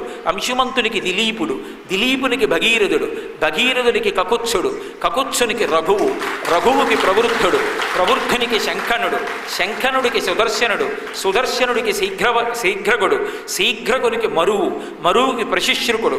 ప్రశుశ్రుకునికి అంబరీషుడు. అంబరీషునికి నహుషుడు. నహుషునికి యయాతి.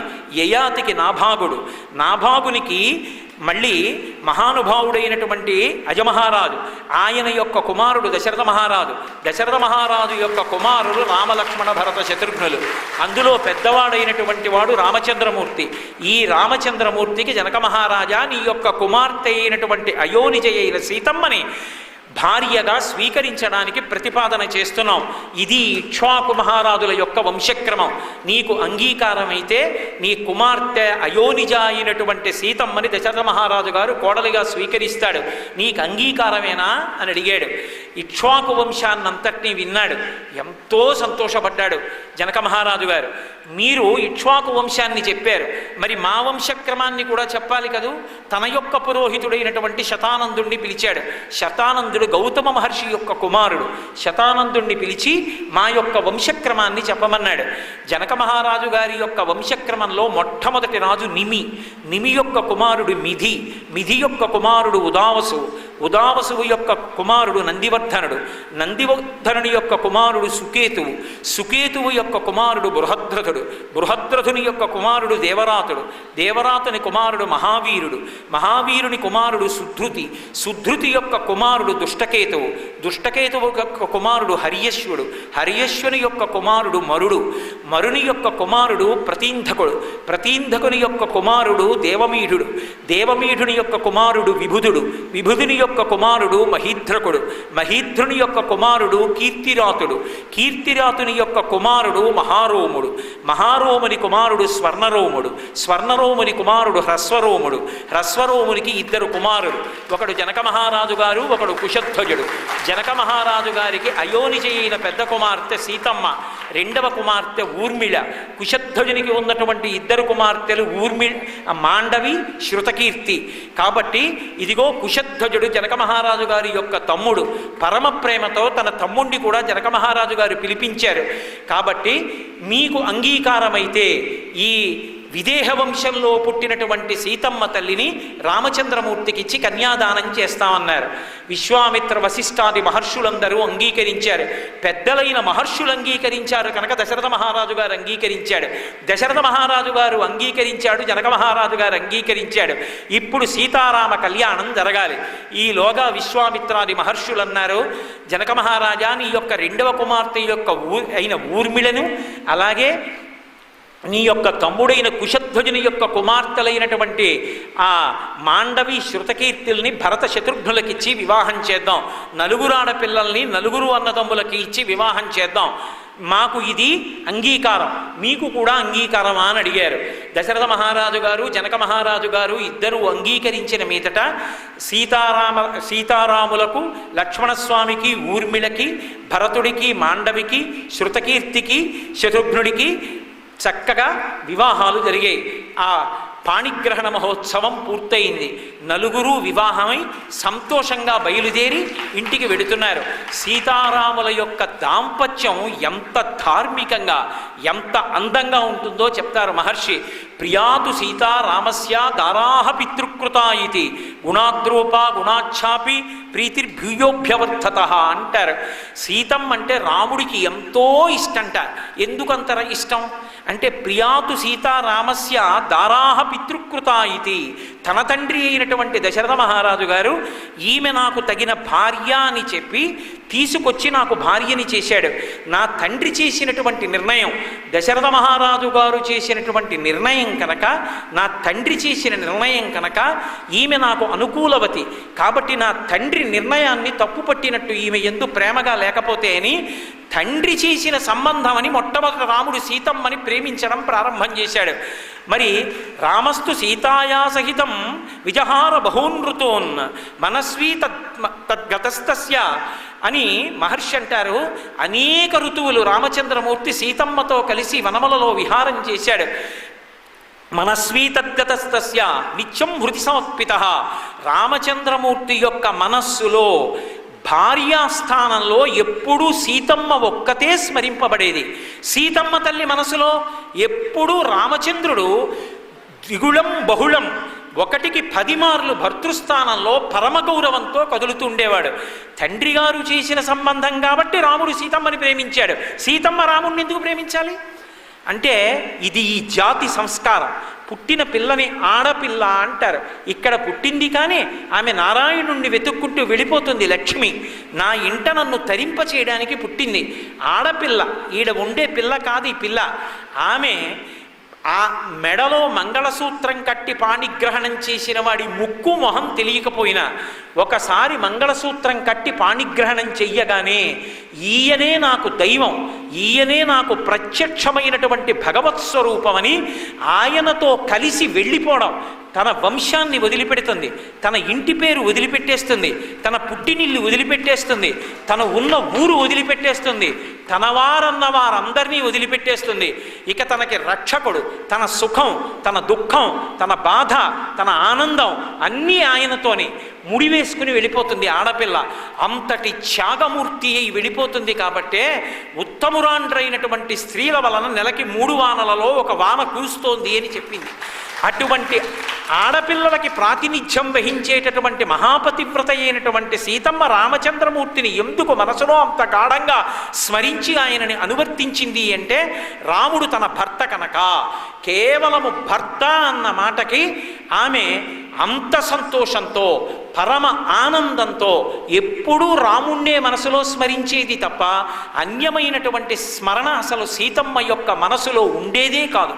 సీతారాముల యొక్క దాంపత్యం ఏ స్థాయికి చేరుకున్నది అంటే అసలు సీతారాములు ఎప్పుడూ కూడా ఒకరితో ఒకరు నోరు విప్పి మాట్లాడుకోవలసినటువంటి అవసరం కలగలేదు. వాళ్ళిద్దరూ మౌనం.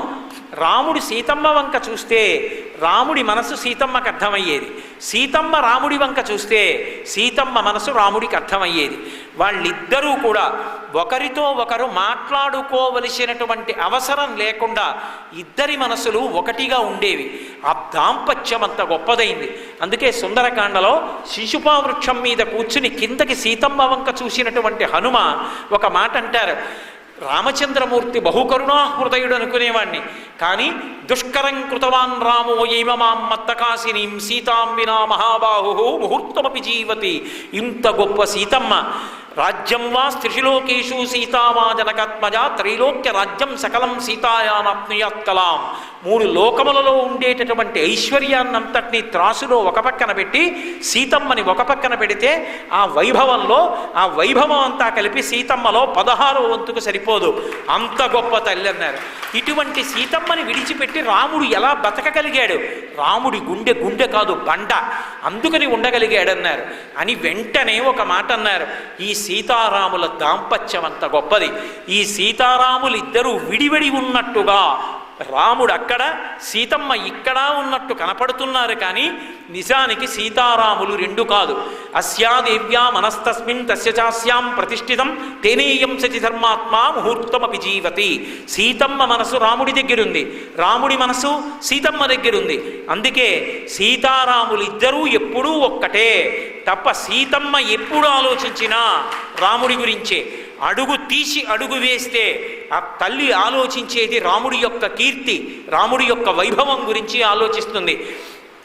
అంత కష్టంలో ఉండి రాముడు కనపడితే చాలని వెంపర్లాడిపోతూ ఆఖరికి తన కష్టం చెప్పుకోవడానికి కూడా పక్కన ఎవరూ లేనంత భయంకరమైన కష్టంలో ఉంది. ఇంకా రాముడికి కష్టం చెప్పుకోవడానికి హనుమ ఉన్నారు, లక్ష్మణస్వామి ఉన్నారు, సుగ్రీవుడు ఉన్నాడు, వానరులు ఉన్నారు. సీతమ్మకి ఎవరున్నారు? ఎవ్వరూ లేరు. అంత కష్టంలో ఉన్న తల్లి దగ్గరికి స్వామి హనుమ వెళ్ళి, అమ్మా వచ్చి నా భుజముల మీద కూర్చో అమ్మా, నిన్ను తీసుకెళ్ళి హవ్యం హుతమివానలా. మామూలుగా ఇస్తాననుకుంటున్నావేమో, హవ్యవాహనుడైన అగ్నిహోత్రుడు దేవతలకు హవిస్సు పట్టుకెళ్ళినంత పరమ పవిత్రంగా నిన్ను పట్టుకెళ్ళి ప్రశ్రవణ పర్వత శిఖరముల మీద కూర్చున్న రామచంద్రమూర్తి పాదార విందముల యందు సమర్పించే కృతకృత్యుడనవుతానమ్మా, నా భుజం మీద కూర్చోమన్నారు. అప్పటికే ఆయన చాలా చిన్నవారిగా సూర్యే చాస్తం గతే రాత్రౌ దేశం సంక్షిప్య మారుతి వృషదం చకమత్రస్సన్ బభూవా అద్భుత దర్శన. బొటనవేలంత వారై చిన్న పిల్లంత ఉన్నారేమో, నీకున్న భుజమిట్ట పాటి దాని మీద నేను ఎక్కడ కూర్చుంటాను, నన్ను ఎలా తీసుకెడతామని పక్కున నమ్మింది అమ్మవారు. అమ్మా నేనంటే ఇంతే అనుకుంటున్నావేమో, చూడమ్మా నా రూపాన్నని. మేరుమందర సంకాశౌ భవౌ దీప్తానల ప్రభ అగ్రత వ్యవసస్తే చ సీతాయా వానరోత్తమ. మేరు పర్వత శిఖరాలు ఎలా పెరిగిపోతాయో అంత పెరిగిపోయి పెద్ద స్వరూపంతో అమ్మా వచ్చి ఇప్పుడు కూర్చో అమ్మా నా భుజం మీద అన్నారు. సీతమ్మంది, భర్తుభక్తిం పురస్కృత్య రామధన్యస్య వానర న స్పృశామి శరీరం తు పుంసో వానర పుంగవ. ఆనాడు నన్ను అపహరించి రావణుడు తీసుకొస్తున్నప్పుడు స్పృహలేని సమయంలో తీసుకొచ్చాడు. స్పృహలో ఉండి నాకు తెలుస్తూ ఎంత పుత్ర సదృశుడవైనా నీ భుజం మీద కూర్చుని రామచంద్రమూర్తి దగ్గరికి రాను. రాముడే రావాలి, రావణ సంహారం చెయ్యాలి, రావణుని యొక్క ఈ లంకాపట్టణాన్నంతటినీ కూడా తన బాణ పరంపరల చేత కాల్చెయ్యాలి. మండిత విస్ఫులింగ విషమ జ్వలితానల కీలలు వద్య గర్భాండము నిండ రామ వసుధాసితుడేచడు వజ్రసాధన ఖండిత పంక్తి కంట కడకంట పురంతక శైలచాలనొద్దండ బల ప్రచండ పురదండ విఖండన చండకాండముల్.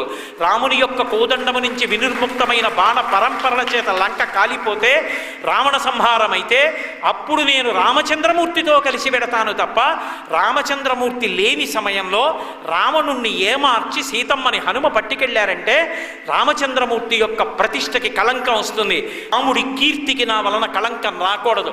అందుకే రాముడు రావాలి తప్ప నేను రానంది. అంత కష్టంలో ఉండి కూడా భర్తుభక్తిం పురస్కృత్య రామధన్యస్య వానర నస్పృశామి శరీరంతు పుంసో వానర పుంగవ. నేను ముట్టుకోను అన్యపురుషులంది.